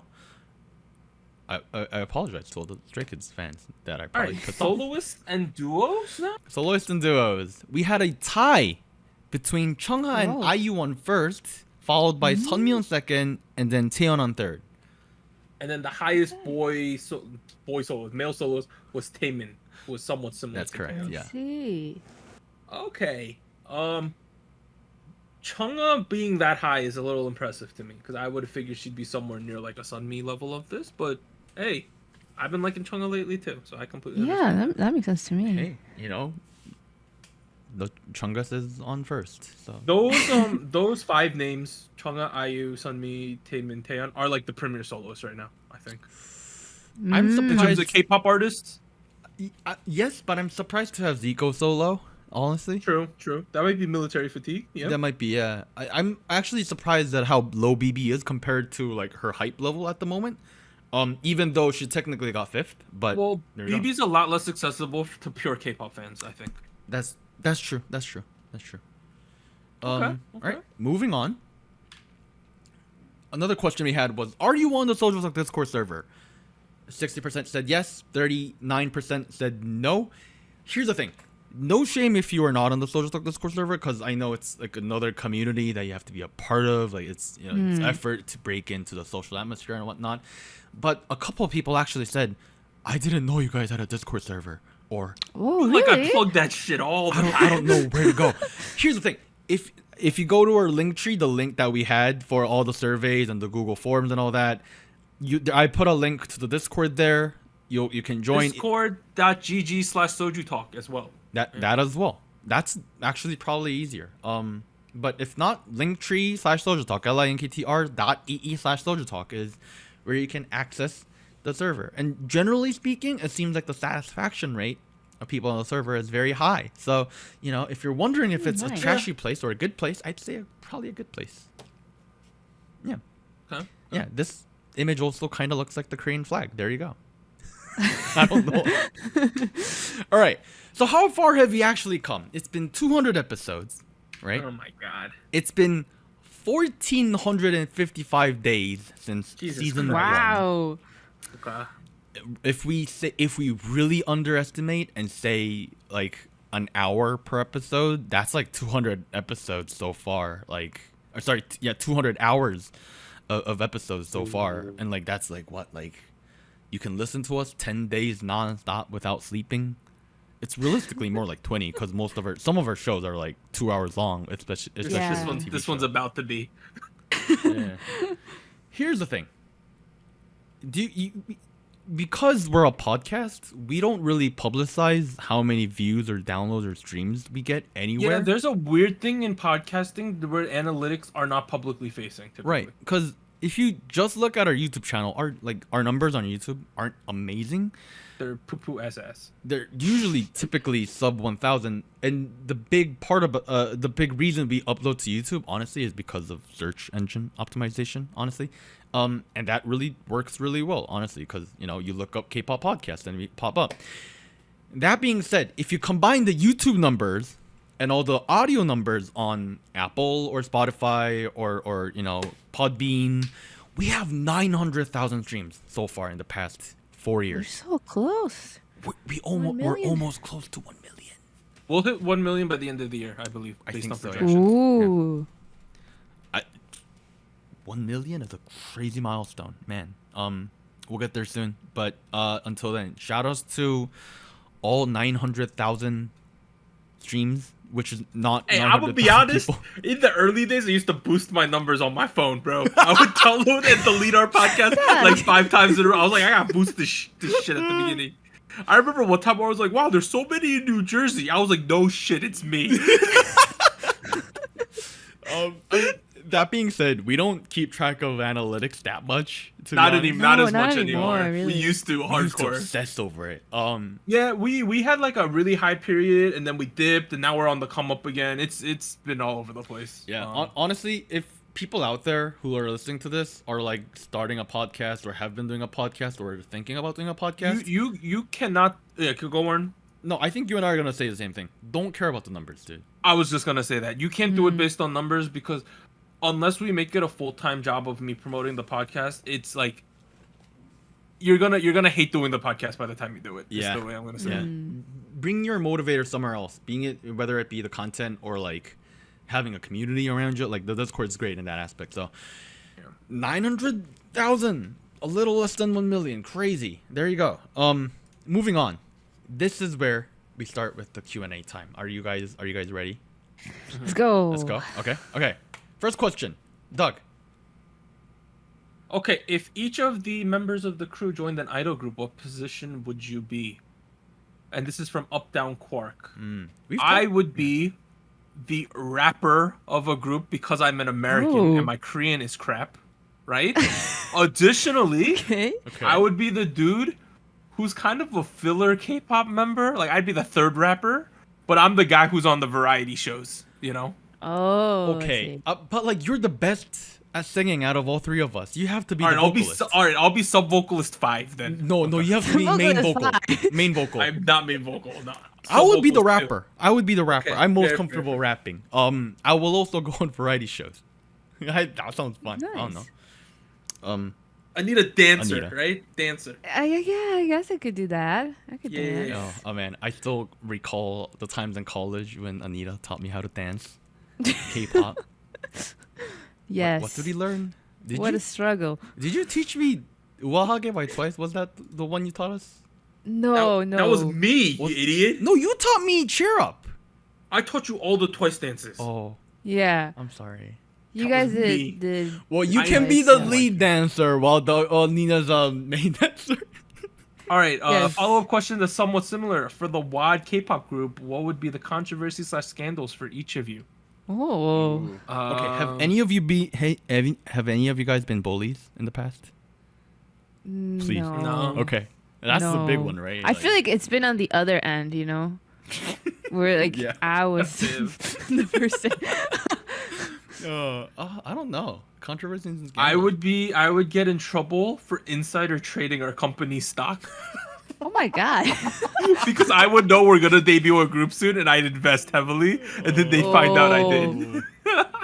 I don't know. I feel like I would say something stupid on an interview, and like I'd get canceled. Honestly, I feel like that's what I'm worried about.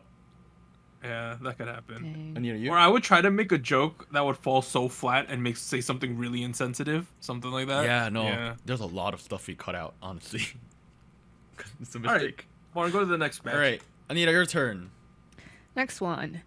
Do y'all read books? If you do, any recommendations? By Jules. Bro. I do. Okay, okay. What's your recommendation?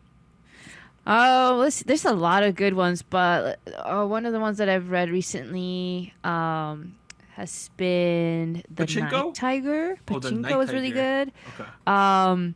I'm blanking out on the author of The Night Tiger, but she's done also The Ghost Bride. It's been really, really cool because she takes a lot of like, I want to say mythology or like traditional culture and like beliefs from Southeast Asia. Specifically, I want to say it was Thailand, if I remember correctly, or Malaysia. No, Malaysia. It was Malaysia. So I feel like if you're interested in that sort of stuff, it was really, really nice. I liked how they use like different storylines and like characters. So those are sort of I also have a book recommendation now that I think about it. You know, I'm a huge book person. There's this book about a big bearded man who shows up to this little 11-year-old kid and takes him, saying that he will give him like a little stick and teach him magic. It's a really indie book. It's really down key called Harry Potter. Have you guys heard of it? Yeah. It's very indie. All right. All right. All right. No. I didn't answer. I didn't know you read. Doug's Wreck. I was gonna say I haven't read a book in 10 years. Oh. Here's the thing. There's a reasoning for this. I do not know if I have some kind of condition, right? But I've always found it extremely difficult to concentrate enough to read a book. Like I am an audio visual listener primarily. Like like when I used to study for tests, I would just rewatch the lecture. Wow. Like I don't look at the textbook or read that or anything. Like, I just look at my notes and I rewatch the lecture because in Michigan we had recordings of them. I am 100% an audio visual tactile learner, not a reading learner. Like I just can't do it. That kind of makes sense, right? Because you were the first one to suggest that we start a podcast back in the day. Yeah. True. Because you were the one that was most into podcasts at the time. So that would make sense. Like I don't know. Like I just never really liked reading ever. Hey, I was always the one who read Spark Notes. You know. Oh, come on. Back in AP English. Yo, shout outs to my AP English teacher back in 11th grade. Okay, next one. All right, next question. Which idol would you want to see fighting in a 1v1 boxing match? Asked by Super Magwan. Oh my god. I actually thought about this. I have a good one too. Okay. Go Well, first. mine's actually not really an idol, but one of the biggest beef in this industry is JYP and J Park. Oh my god. Yo, those two are actually kind of fit too, especially because like JYP has like really long ape like arms, like that. What? No, like I kind of J want to see Park that. works out. He like J-Park trains is as a fit. fighter, MMA Yeah. fighter, doesn't he? He Okay. has the Korean Zombie under AOMG, so Yeah, but he trains too. Like, Yeah. That's crazy. Yeah. Here's mine. Right? yeah. Becco from NewWest versus YOU.F.O. Oh, I knew you were gonna say. Oh my 1-0. god. Now my guess Becco's gonna win because I think YOU.F.O's all show no play. Oh. Wow. Ooh, okay. That's my argument. I think Becco has functional muscle. Well, if YOU.F.O and you had a boxing match, how do you feel confident that the muscles are all show? How tall is Beiko? I think height Becco has to do. 5'10". Oh, okay. Yeah, not Isn't too YOU.F.O different. also like 5'10"-ish? She looks 5'10"-ish. I don't know. I don't know his height. That's I don't crazy. think I could take either of them, but I think I want to watch that fight. Man, I can't think of people I want to see fight. YOU.F.O's also 5'10", so it's a perfect matchup, guys. Come on. equally matched. Yeah. Anita's a pacifist. Let's just say that, right? Yeah, I don't want people fighting. Hey, it's a sport. It's a healthy way to Yeah, I guess. let out your beef. J All right, Park. next one, Warren. J Park. Doug.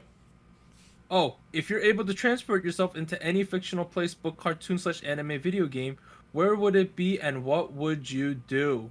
From Brian Pang. Or Bri Pang is the way. Oh god. So I've actually like a lot of MBTI INFJs do this where they just think about stuff like this for no reason. I thought about being an SAO, a Sword Art Online. Oh my god. Really? Yeah. I would be 9 Okay. cred, right? I would be 9 cred. But I wouldn't be one of the people who like fight on 60th, 70th floors.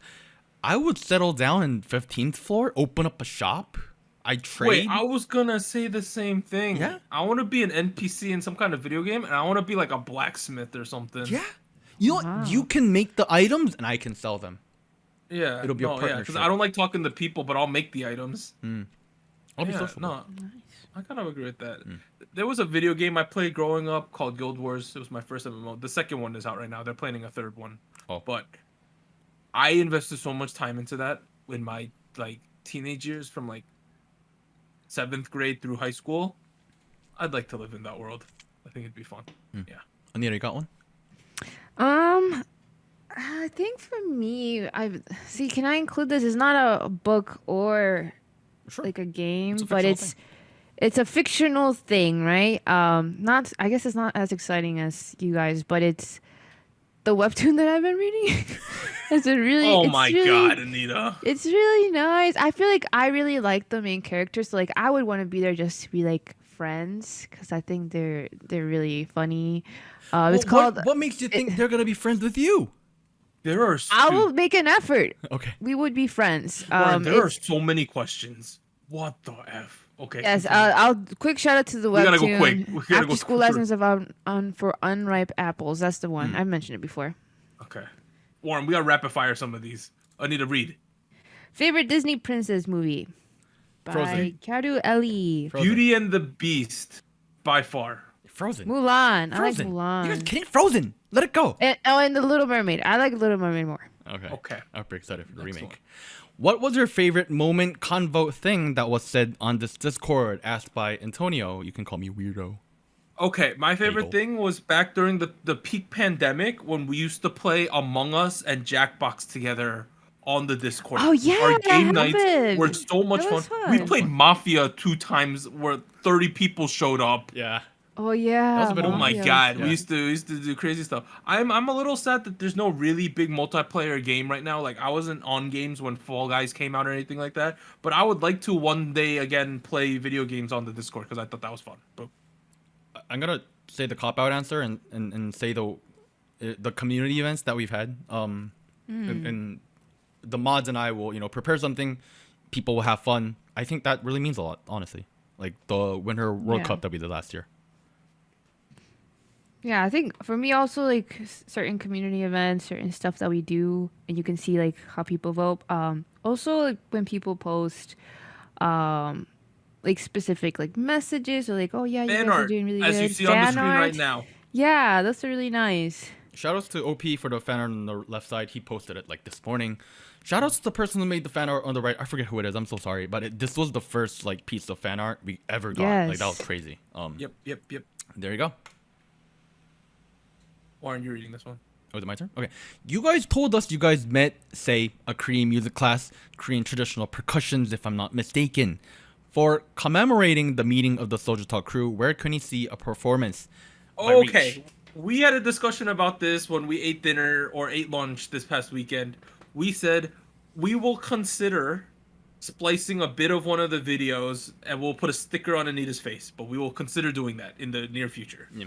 That is our answer to that. We'll There get you it go. done. I also have to like censor out like other people's faces and whatnot. So like that's Yeah, we weren't alone, guys. So yeah. It's little a big tough. crew. It's a big club. That picture is of us. That is Anita with on the left there. Yeah, that's what she looks like in real life. Yep. Yes. Yep. With She's- that flower, yes. You guys Yes. said Anita's not showing her face. Not true. That's her face with the That's red it. eyes. That's actually me. Next one.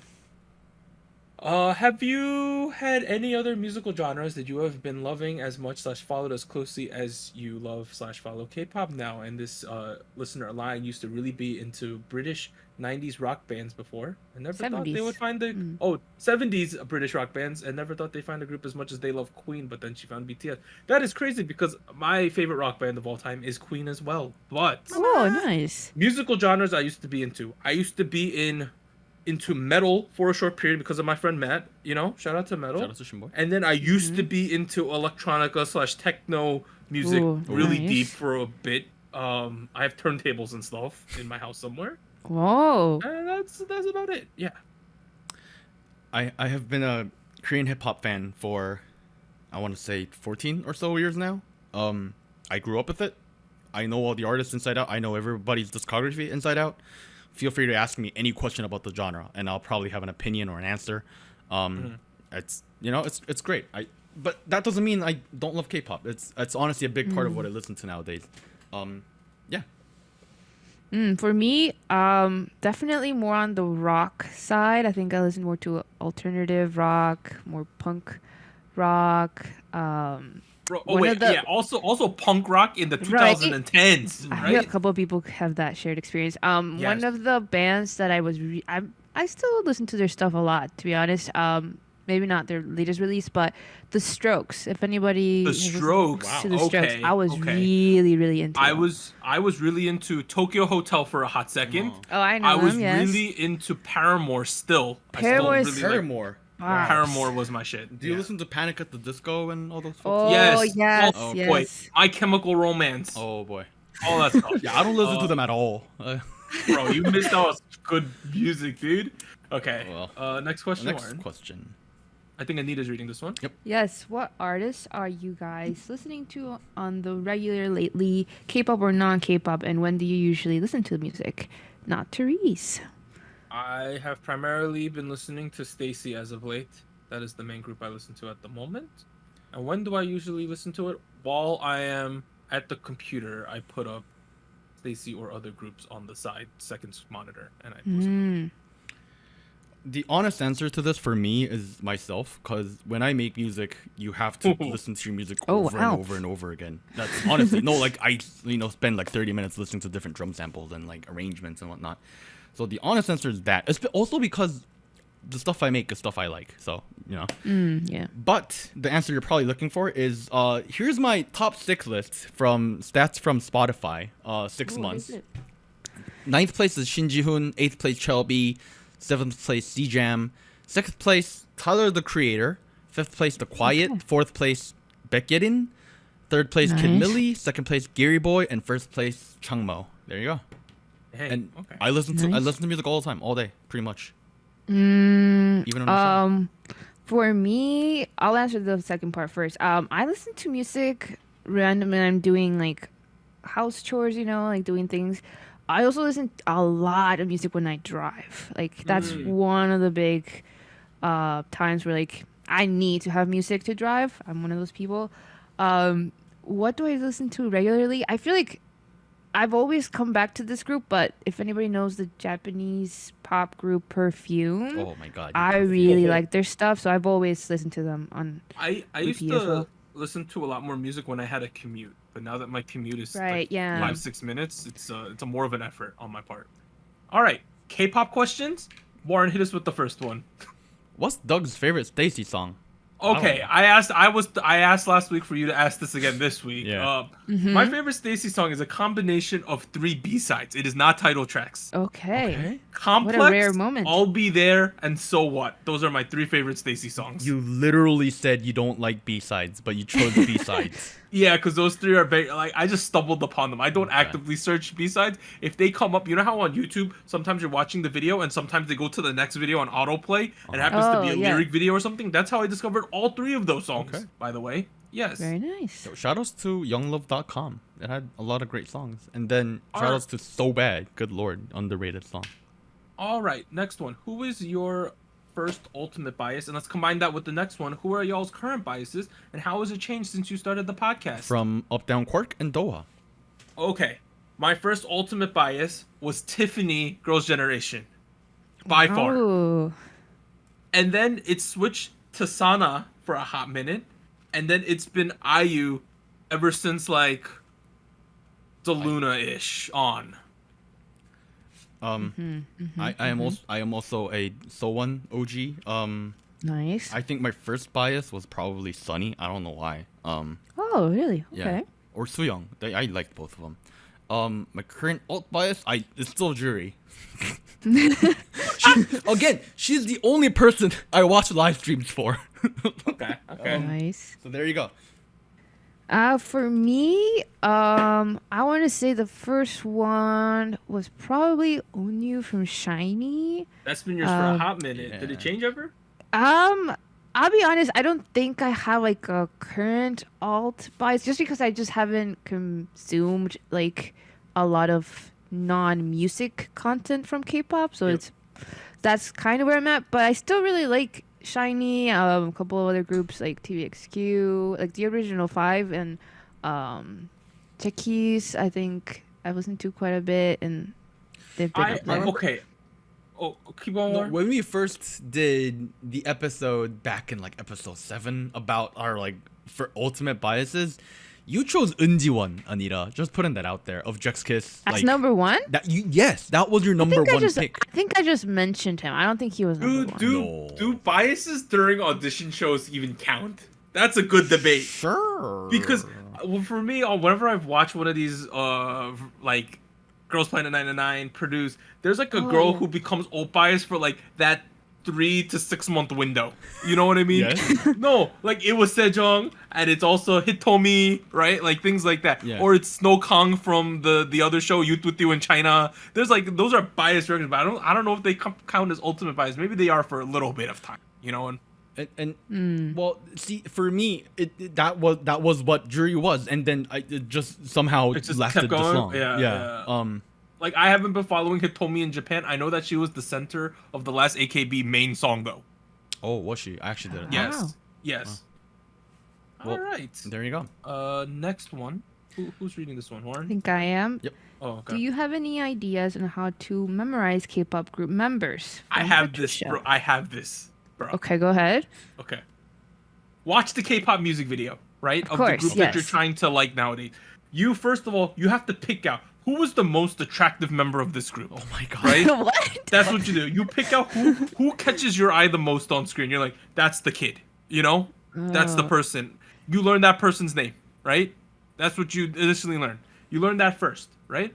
Then you learn the main vocalist's name and you learn the main rapper's name and the main dancer's name because typically they get solo parts and they're typically important people in this group, right? So you learn those people's name. Then you're probably watching music shows or variety shows of that group. You find out who the leader is because they're the person leading the introduction. You got to know who that is in the group.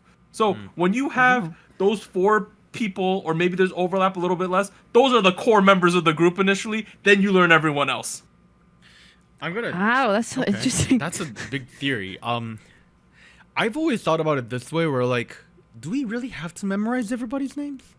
I feel bad if I like a group and don't know everyone's name. Here's the thing. No, I'm more for the argument that you have to let it come naturally. You know. Okay, I think that's true too. Because if I can name you in K-pop, it means you're pretty relevant. At least for girl, like I'm not good at boy groups, right? But for girl groups, if I know who your name is, you're somewhat relevant. I feel because I know a lot of K-pop female girl group names. I think that's relatively true, especially for me. But at the same time, I don't know. I've seen people like stress out over like, oh, there's too many members. I don't know how I'm gonna remember. There are too many members. Although Anita, I've been watching some 17 content. I have a good grasp of those kids now. Oh, Nice. Just saying. Yeah. Yeah, I don't have a particular method.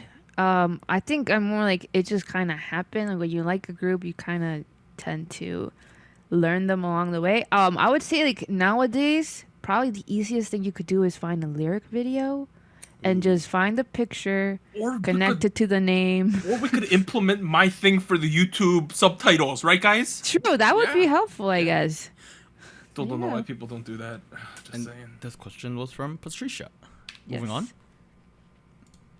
Favorite K-pop idol album as a cohesive piece of work by from YOU.F.O.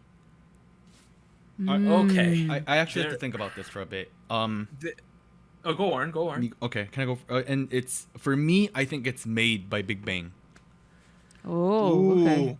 Okay. Regardless of like objectively whether it's good or not, it was in a moment of my life where, where things were very special, and it represents a time, and the songs are good. Honestly, like they're, people might say it's Big Bang doing Big Bang things, but hey, I think they were doing it to the fullest at that point, and the sad part is there's a guy in there that I don't like, and his voice just comes in over and over again. You know what? His part is the shortest or the least out of the 5. So that's good.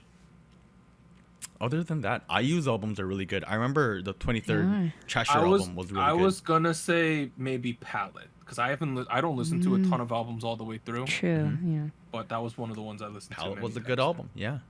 I think for me, I really liked Red Velvet's The Red. I don't know. I guess I don't know if it was just the timing, but I had that album on repeat for like months for in a year. I don't know. I thought it was a really good progression, really great wrap up. Really, that's the one with Dum Dum. Then that was like really great title track. So, I would say that one. I would also probably say The Perfect Velvet or The Perfect Red Velvet. That one was such a good project. I was gonna say The Perfect Velvet's one of the albums I listened to a bunch of times too. There you go. Yeah. All the B-sides, bangers. All right, moving on. Doug. Okay, it's this one. Okay, if you could interview any K-pop group, who would you choose? By Fang Bard. Oh God. I would actually want to interview boy groups. Oh, okay. Because I have less of a personal stake, if that makes any sense. You know? You would be detached. Yeah, like I feel like if I interview girl groups, I'd be like fanboying the entire time. I would still want to interview Rocket Punch. I'll give you that. But other than that, like I feel like I'd be fanboying the whole time. So I could meet up with the boy groups and be like, "Yo, what's up, dudes?" And like maybe we could go World Cup. I don't know. I know who I'm interviewing. Let's say this. Let's say you could interview them and you could ask literally whatever you want, right? You don't have to field the questions. I want to interview aespa and know what they actually feel about their concept. Oh. I want them to go into how they feel about Kwangya because it comes off to me like they don't like it all too much, right? I want to know how they feel about that. I want to know if they would rather be a traditional girl group. I want to know how they feel like being in SM, the pressures of that. There's many things that I'm curious about with that group. Well, realistically speaking, if we're actually interviewing them, if they say they don't like it, there's no way we would. Yeah, no, we can't air it. That's why I would love to interview like a Blackpink or an aespa because I have so many questions regarding what goes behind the scenes on their groups. That's cool. What about you, Anita? Shiny? I think that'd probably be up there. I guess maybe the other way around. I would like to interview maybe a group that I'm not super well, like I don't know them very, very well. Like I've listened to their title tracks, but I don't have like a huge knowledge as to who they are as people or like what their interests are. Like, I don't know if I can name one off the top of my head, but like that kind of sense. That's what I would want to do for an interview. Next question. I think this is me. Yep. If you had the chance, what is the one interaction or event in K-pop that you would want all the details to by Doha? And we also had a similar question from Luke Daniels. Yes. Another one is if you could have been a fly on the wall for one historic K-pop event and one non-K-pop event, what would they have been? By Luke Daniels. Here's the thing. I was thinking that I would want to be the fly on the wall in the Hive office while the Kim Garam bullies controversy was going down. Oh my God. Dude, the tea I'd be getting, I'd want to know, That'd be there's a couple things I want to see. Itook fighting Heechul. Remember the Battle of Incheon, as they call it, right? I would want to see it happen live. Man. Because I heard there was fisticuffs, right? Okay. Back then. That's one thing. I would love to have been in the room when the decision to drop Jessica from Girls' Generation happened. Oh my God, yes. Yo. That was one that was literally breaking up a group at the peak, right? There's just a lot of questions that I don't think anybody would really have the answers to, but that was one that I had in mind. Another one that I had was a similar kind of event with TVXQ and the disbandment kind of. Oh my God, that's the one. That's a huge controversy that I have no idea what happened. Like, there's the speculations, and then there was legal stuff that came out later. But like, what really happened? Because I thought that was a little unexpected at the time. So that's one. Oh, another thing I want to know is I want to be in the room. Well, not in the room, on the wall. X1 when they were going through those controversies. Oh my God, that was. You know how crazy that must have been. Yo, that stuff was insane, right? Yeah. The X1 stuff. Oh my God, Like, yeah, that would. Speaking of really produce, I would also want to be in the room where for the produced stuff. Yeah, where the higher ups are like, "Hey, can you get our kid on the show?" Like, I wonder how that conversation went. Or it's like, can you delete the evidence? You know? Oh my god. I think the produce stuff, because we've covered produce to a full extent, would be so interesting to know exactly what happened. Like, who decided to do it? Like, what exactly happened? How complicit was everyone? All that stuff. How deep does it go? Dude, Yeah. I would pay a lot to know that information. Or how about like something as simple as Bang PD leaving JYP? Wasn't that a pretty mutually friendly leaving? I actually don't know. Actually, I don't know, but I'm just curious about the circumstances, like the direct circumstances. I would like to know those type of things. We got another. Let's go to the next one. All right, next question. Whose turn is it? Is it my turn? I think so. Okay. Yes. What is the one K-pop song that never failed to make you cry? From Miko. I have one song. Let me make sure I have Okay. the name correct. There is one song that I refuse to watch the full music video to because it'll make me emotional. IOI Downpour. Cannot watch it. That's a big Cannot one. watch it. That's a Cannot sad watch it. one. Nope. You guys have one? I don't. Go first. I don't know if I like really like physically tears running down my face, but one song that gets me really emotional, and it's kind of like, it's not that it's a sad song, it's just like, oh, I think back to like this time in my life, and like this group was kind of starting off. It's SHINee's Real. I mentioned this song before, like a long time ago, but it's one of my favorite songs from them. And it just sounds pretty, like, I don't know, like it pulls out your heartstrings a little bit, but it's not a sad song. It's pretty upbeat. It was one of their B-sides like a long time ago. But I don't know, it kind of gets me emotional. I think I listened to that song a lot when I was like struggling in school or something, and I think back, like, oh, that song. This is actually a little difficult for me because I rarely cry listening to music. But you know, one song that never that never fails to make me cry is "Hey You" by Maka Maka. Dude, I cry in laughter every time. I have one more that makes me very emotional. You want to know? Oh yeah, what's up? I got a lot of tears. I think this song is probably like a top 10 all-time K-pop songs in terms of meaningfulness. Okay. God's Road, I think, is one of the best songs of all time. That's a good one. That's an amazing song about existentialism and things like that, right? Wow. I don't think any song has really hit it as hard as they have.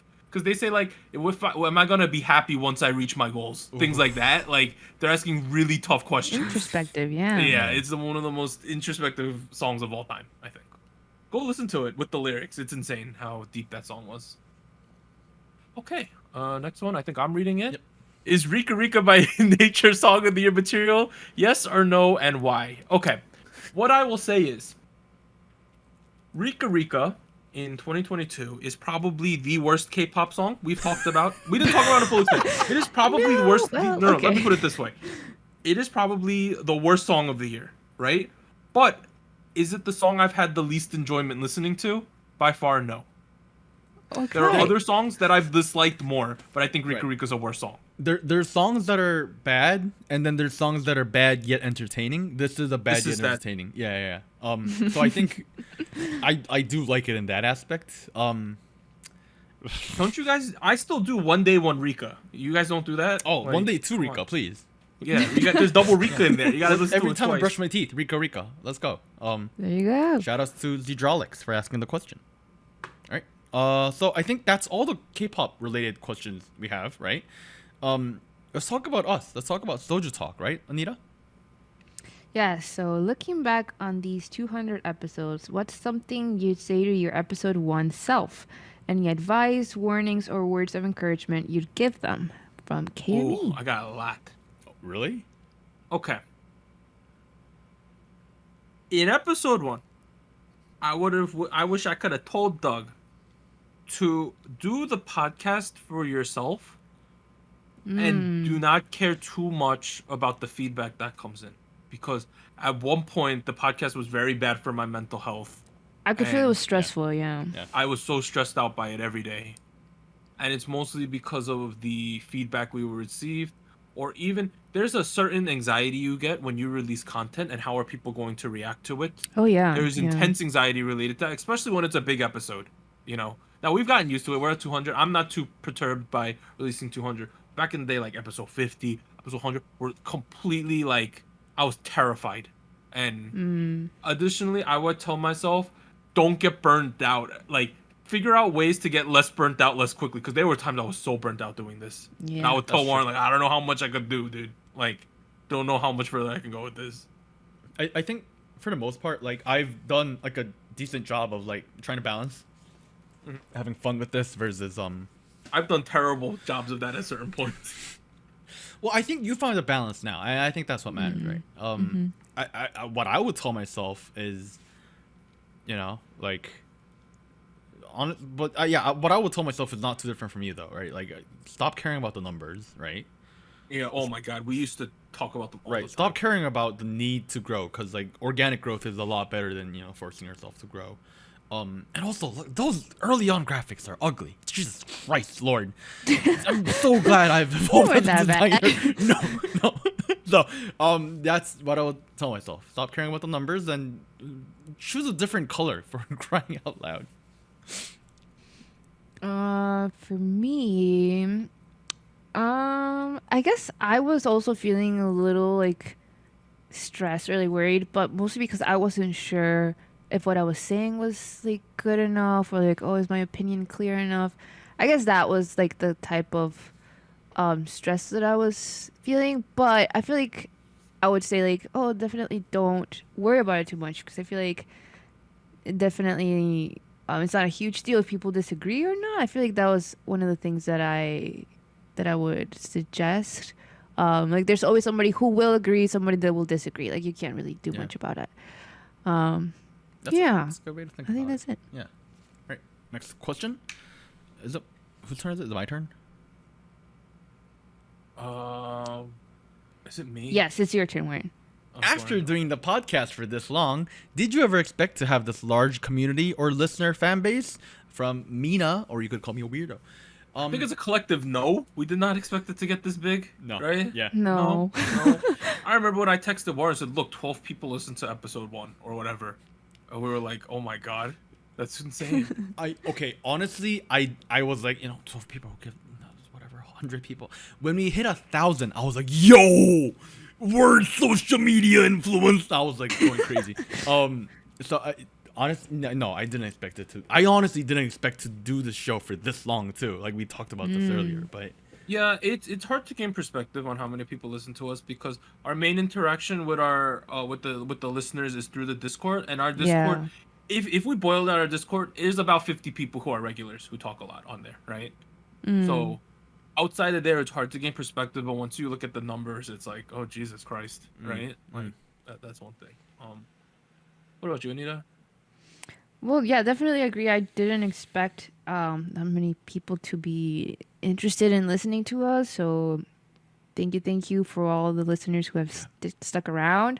But yeah, just looking at the Discord numbers, like, I sometimes go and check like how many people are on, and I'm like, how many people are here? Like, I can't believe it. All right, next one. After 200 episodes, what has changed? Perspectives on K-pop, the crew friendship, and this is from Che, also known as OP, and other similar questions. I've had a better appreciation of... Okay, the podcast basically runs like a constant group project, right? Yeah. That's essentially what it does. We've been doing a 4-year group project. However long we've been doing this.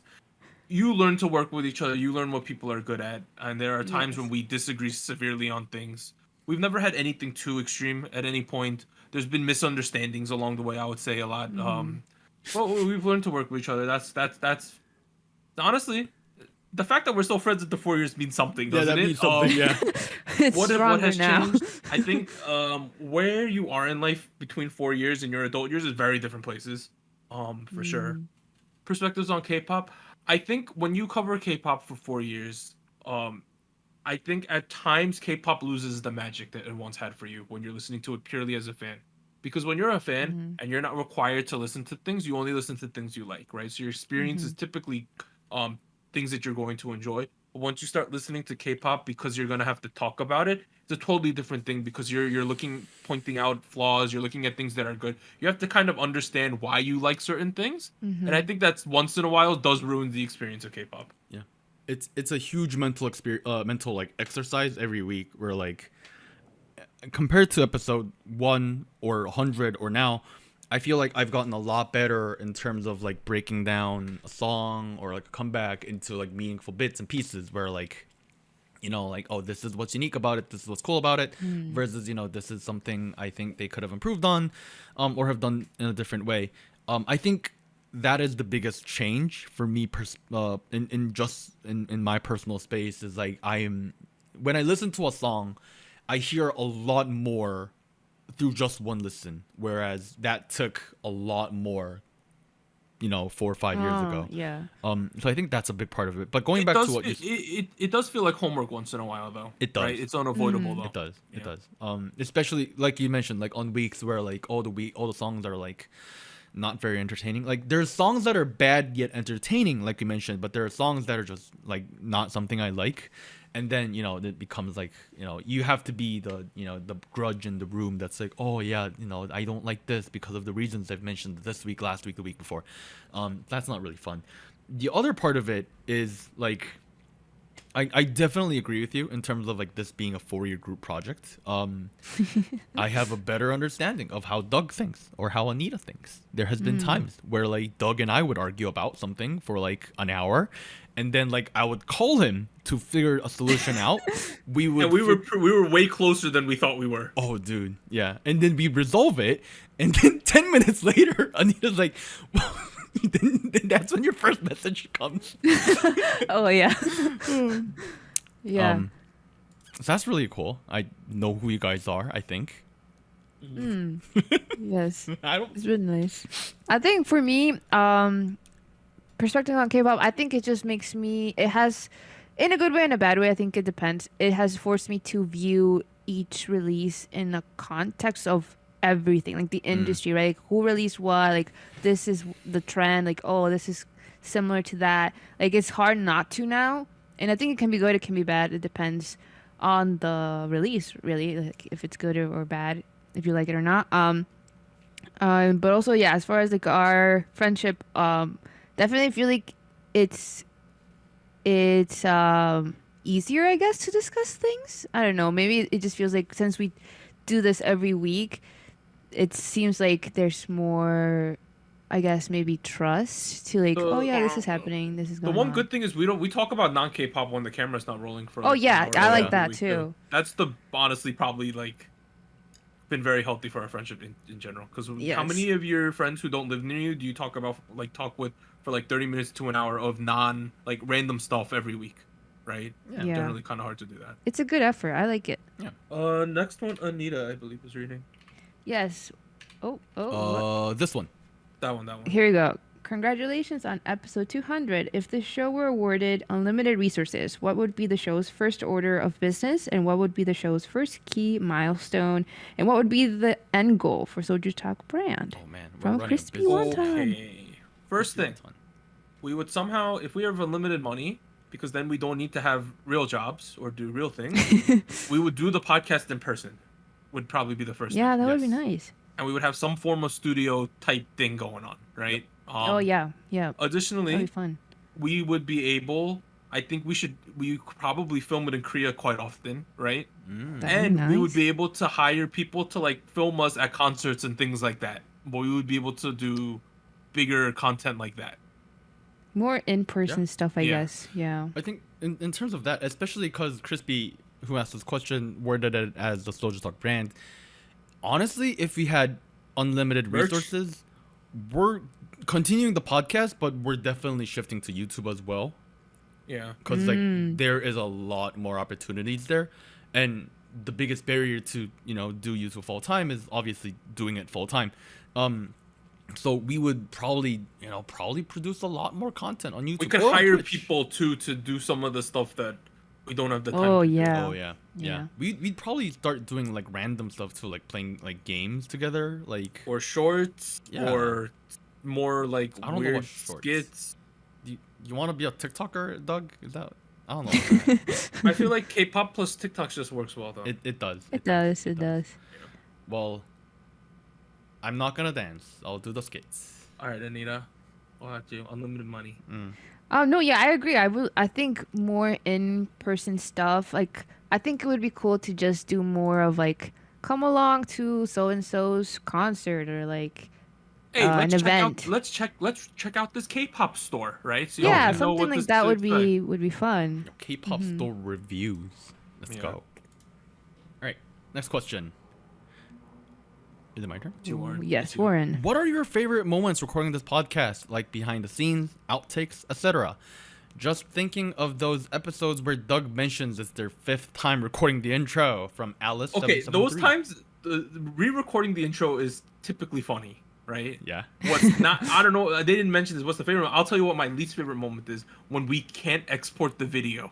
Oh my god, It's that's the worst. stressful. Okay, I'm gonna knock on wood wherever there's wood in here. We've never, other than the Blackpink episode when we tried to do it in Michigan, we've Oh, never yeah. straight up lost an episode. No. The only time we ever straight up lost an episode. Hopefully it doesn't happen. Yeah, that's my biggest terrifying thing. It'll Favorite happen moment one day. though is like when someone says something ridiculous and it's really funny, right? Like My favorite moment still Heart Shaker. Heart Shaker. Yeah, Love Shaker. Love Shaker. Love Shaker. Good moment actually. I hate it more than you when I'm having trouble with exports, and it happens a lot more frequently than you guys think. Premiere Pro, Adobe, come on, make your app stable. I pay a lot of money for your products. Funny moments though outside of the pod. It's like nothing too crazy. We're a very low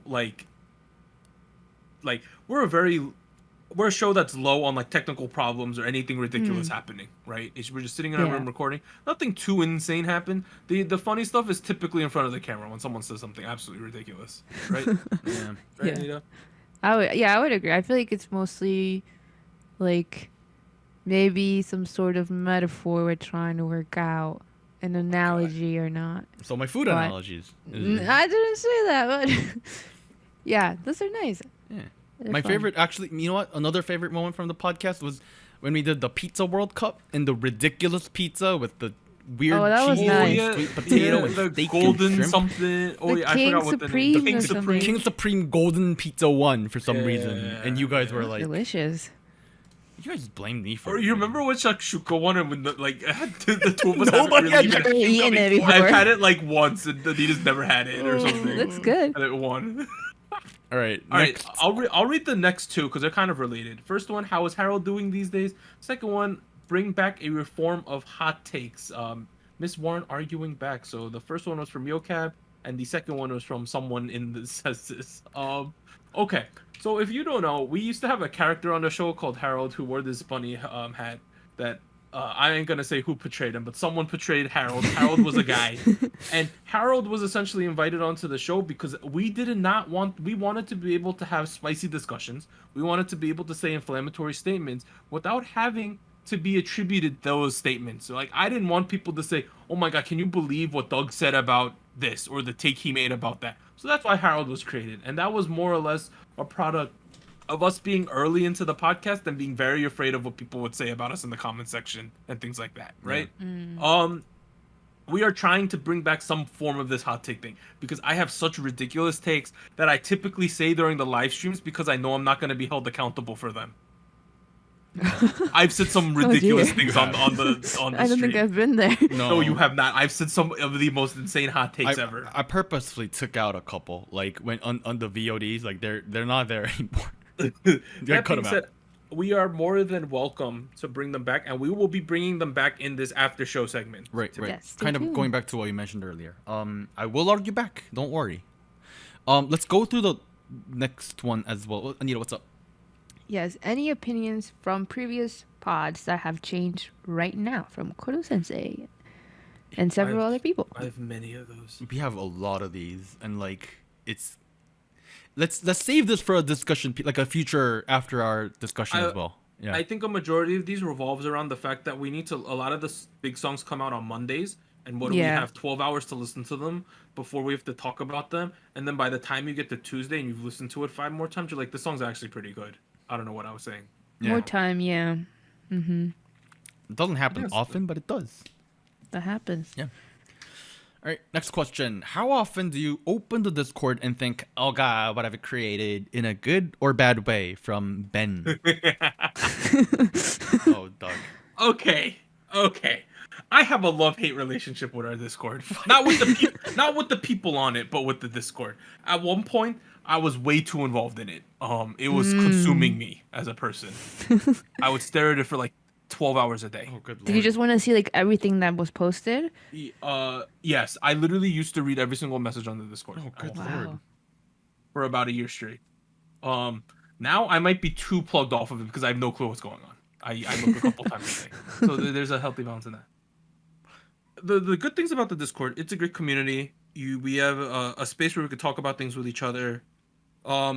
We've had, if you think about it, in 3 years, I think the Discords have been around, something like that. We've had I've only had to ban like 7 people.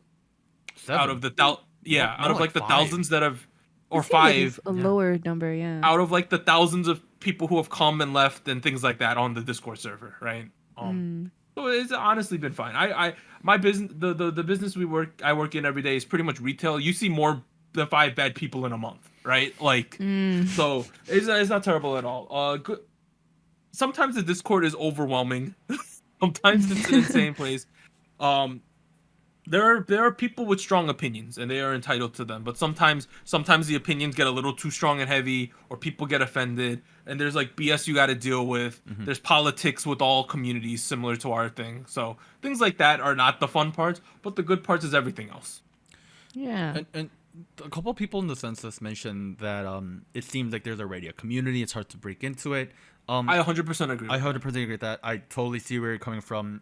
That's kind of the point of having these community events every once in a while to, draw in new people. But the honest answer to that concern is that a lot of the people who are active on the Discord, I've talked with them. I think they're nice people. That's why we haven't banned them yet, honestly. They're cool. They're cool folks. And if you reach out a hand, I'm sure they'll reach back. So if you're trying to find a way to join our Discord community, the easiest thing would be wait till a music video comes out, go to the reactions channel and say, man, that sounds kind of good, or man, I'm not a fan of that one. That's the easiest way. immediately people will talk. Yeah. Talk to you. Yeah. Easiest way. Yeah. And I do understand that there's a high bar to get involved in our community, because let's say you come into the Discord and you're really a fan of a not popular group, and like none of our regulars are big fans of that group. I could see why there's a bar there, 100%. Yeah. And obviously some of the people in a Discord have been friends now for like 2-3 years on there. They've talked with each been a other for while, 2-3 years. Some of them have met up in person. I'm gonna give a shout out here. Max flew to the United States and went to the F1 race with Matt in Canada, dude. Like, Wow. we've had people in our Discord meet up in person, so it's become a thing. And I get that there's a barrier to entry, or there's a perceived barrier to entry, and we've tried to think of solutions. It's tough. Yeah. The big reason that I continue to plug the Discord is because doing a podcast, like a lot of the interactions I have with their listeners is kind of one directional. A lot of our listeners don't have a way to interact back with us. Yeah. So if you join the Discord, I honestly, sometimes I want to know if you guys agree or disagree, and why you feel about the conversations we had. And the Discord is a good way to do that. So that's what's in it for me. That's the honest reason I want people to join. You could also find your space on the Discord and There's become a lot regular of one channels, channel. guys. Yeah. You know? Yeah. That's Something for also you. other people's barrier. Like, that's other people's bridge into the Discord. Is they're really active in like the hobby channel, or they're really active in the K concerts channel. Things Honestly, like come hang out with me in the fashion channel. Yeah. All right. Yeah. Next question. Doug. that. If K-pop suddenly ceased to exist, but y'all had to record a podcast, what would it be about? From Shin Playboy or Matt. But Oh, that's a tough one. honestly, I would pivot to anime. Oh. Like, I could do that too. that's honestly, given the shared interest of three of I know I don't watch anime right now. No, Anita but if doesn't we watch a forced lot of anime. Anita to watch like something once a week or two of them, we could do that. Yeah, like I we'll feel. watch 2 Doable. shows a week and like figure something out, you know? Yeah, Like, yeah. remember like for April Fools last year, we had like we did a sake talk. Yeah. A weekly shot of anime. Like who knows? You know, next episode, Jujutsu Kaisen. It's not active right now, but you know. There Something you go. like that would be fun. Yeah. I think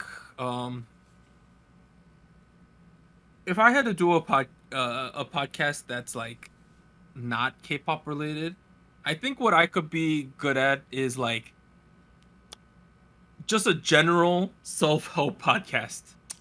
Oh. Not because like it's not like I'm a great person in any stretch of the imagination, but I feel like if people submitted like this is what I'm going through, I could just give you a straight unbiased opinion on what I think about your situation. You know, whether you like it or not, I'll just tell you what I think. Like I'll just keep it real with you. You know. That's nice. It could be called that. Keep it real with Doug. Yeah, like if you say I'm going through this in your relationship, I'd be like, this is a bad relationship. Get out of it. You know, Ooh. regardless of your emotional attachment, I'd be it's clearly not good for you. You know, So just harsh tell you how and it is. cold advices from Douglas. Yeah. Okay. Anita, what about you? I think for me, see, like I have a lot of like when I watch like a drama, you know, a TV show, or like I read a book. I like to have discussions about that. But the issue would be like I'm not always in a book or in a drama and like actively have opinions about it. So that would be the issue. But if I was like constantly like there was content that I would be interested in, I would want to do something like that for a drama or for a book. So a book That was club or a written. drama club? Yes. Oh, I don't watch any dramas, Anita. You're forcing me to do weird. I have opinions about I dramas. think anime is more accessible for us than dramas would be. Dramas is a big commitment. Yeah, They're all they're a hours little long. longer. Yeah. Yeah. The finale to the last Stranger Things season was like 2 hours and a half. Good lord. Oh.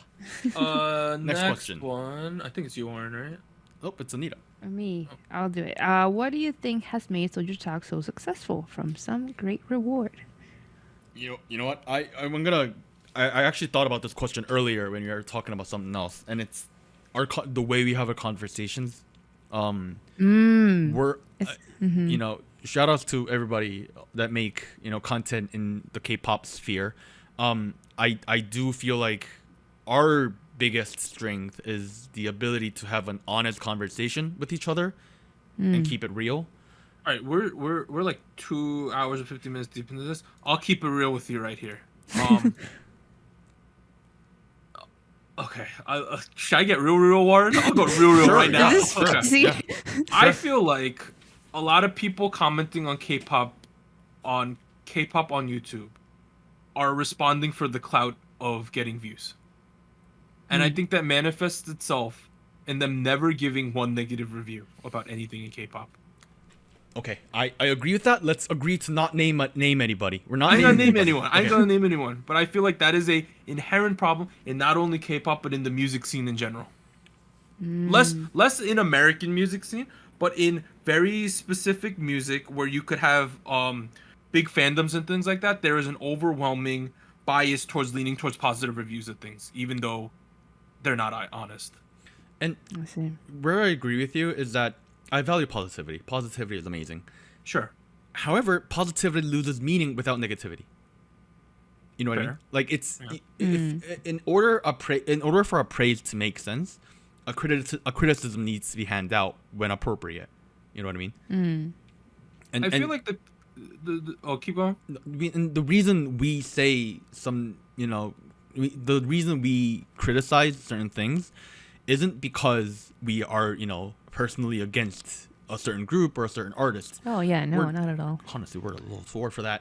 The honest answer is because we love the culture, we love this industry. We want people to make as much money as possible, and you know, Be successful. yeah, and that's what we're hoping for. So there you go. That's that. So what were you gonna say, Doug? I don't remember. Oh, Another reason why I think we've been successful is because we have been so consistent with our uploads oh, that too. relative do try, guys, to yeah. our peers. There have been in the last 4 years there have been a ton of K-pop podcasts that have come and gone, but we're like cockroaches and we never go away. Yeah. Like, that's what it's been like that, right? We've taken like 2 breaks essentially. Significant breaks, yeah. And that's been about it. Even the significant breaks have been like never longer than 2 weeks. They've been pre-planned too. Yeah. We've told you about them and when we're coming back already. And I think that's something people look forward to. Additionally, I just think it's the fact that we're willing to have open discussions. We're willing to not agree with everything. We're willing to not just give positive reviews on things, and I think it's our entertainment value on top of that. That being said, every time I check out other players in this field, the fact of the matter is I don't check out a lot of the other K-pop podcasters or commenters, largely because I want my opinion to be my own, and I'm always concerned about their opinions influencing myself. So when I'm curious about something, I'll probably check it out afterwards. The fact of the matter is I did go through a whole bunch of K-pop podcasts a couple weeks ago, and a lot of people are doing, they're doing like honest conversations rather than like, what Doug mentioned earlier. So I think, and honestly, like that's really cool. I think that's honestly a lot more healthy for the community, a lot more healthy for the overall industry. It's great. Shout outs to everybody who's making K-pop podcasts, honestly. Shout outs. Any you got anything? I think I definitely agree that it's our opinions and how we present them as well. But I also feel like there's also an emphasis on our chemistry, I guess, as people, like since we've known each other outside of the podcast, like and our friendship extends outside of that as well. So I feel like that just comes in without like really trying. Like it's just our friendship. So I think that makes things more natural. Yeah. And entertaining for others. A lot of people did mention that on the census. They were like, "Oh, like you guys have good chemistry. You guys sound like you guys are friends." And I was like, "Yeah, that's surprise, we are." You are. Oh, you're right. All right. I think last one. I believe that's the last question. Where do you see yourselves in 5 years from YOU.F.O? All right. Ooh, that's the golden question. 5 years.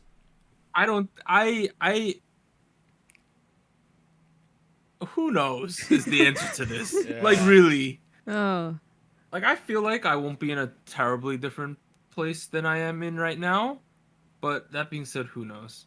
Like I don't really plan to have any humongous life changes in the next 5 years. Same. I'm not the type of person who like plans out my life in the long term. Like I don't know where I'm gonna be in 5 years I do. physically. Well, you do. You've told us about this, like your retirement plans already. Yes. I don't know. I'm still having fun making content. So yeah. We'll see how it goes. I haven't burnt out in 4 years. Maybe I'll last 5 more years. Who knows? I hope. Yeah. I do. Yeah. I don't know. All right. Anita? No, I agree. I feel like I can't foresee like what might happen in 5 years, but I think so far we found a good way to manage like burnout and like bring in stuff that interests us outside of K-pop as well. Because I mean, realistically speaking, that's not all we do. So it's nice. Our show is set up to be very methodical in the preparation and the execution of it, and I think that's helped us tremendously. Yep. Well, the show you listen to on a weekly basis is a 4 years of refinement or 3 years of refinement of a show. Yes. There's 200 episodes of fine tuning. That's where we've gotten this. We're serious when we say don't go listen to episode 1 or like 25. Not our best stuff. This is the happy median between what we are able to produce based on our real life and our workloads and things like that, and what we think would be entertaining for you guys. This is the happy median of that at the moment. We're at a good moment in the show right now. My only ask is this lasts as long as possible because so far it's fun.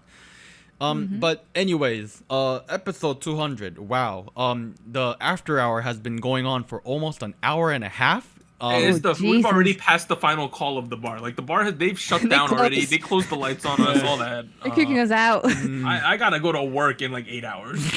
I'm tired. I need to release this episode in 7 hours. I need to start editing. Yeah. Oh my god. All right. Look. Future after hours are probably not gonna be this long, but episode 200, 4 years, season 5. here we are. Thank you to everybody. Thank you. Next week, how about we do that Mount Rushmore discussion? I'm really excited about that. Let's do it. Oh yeah. Let's do that one next week. Let's do that. Yeah. All right. There's no exit here. We've already did the exit to the show, so bye everyone. Bye. Bye. Bye.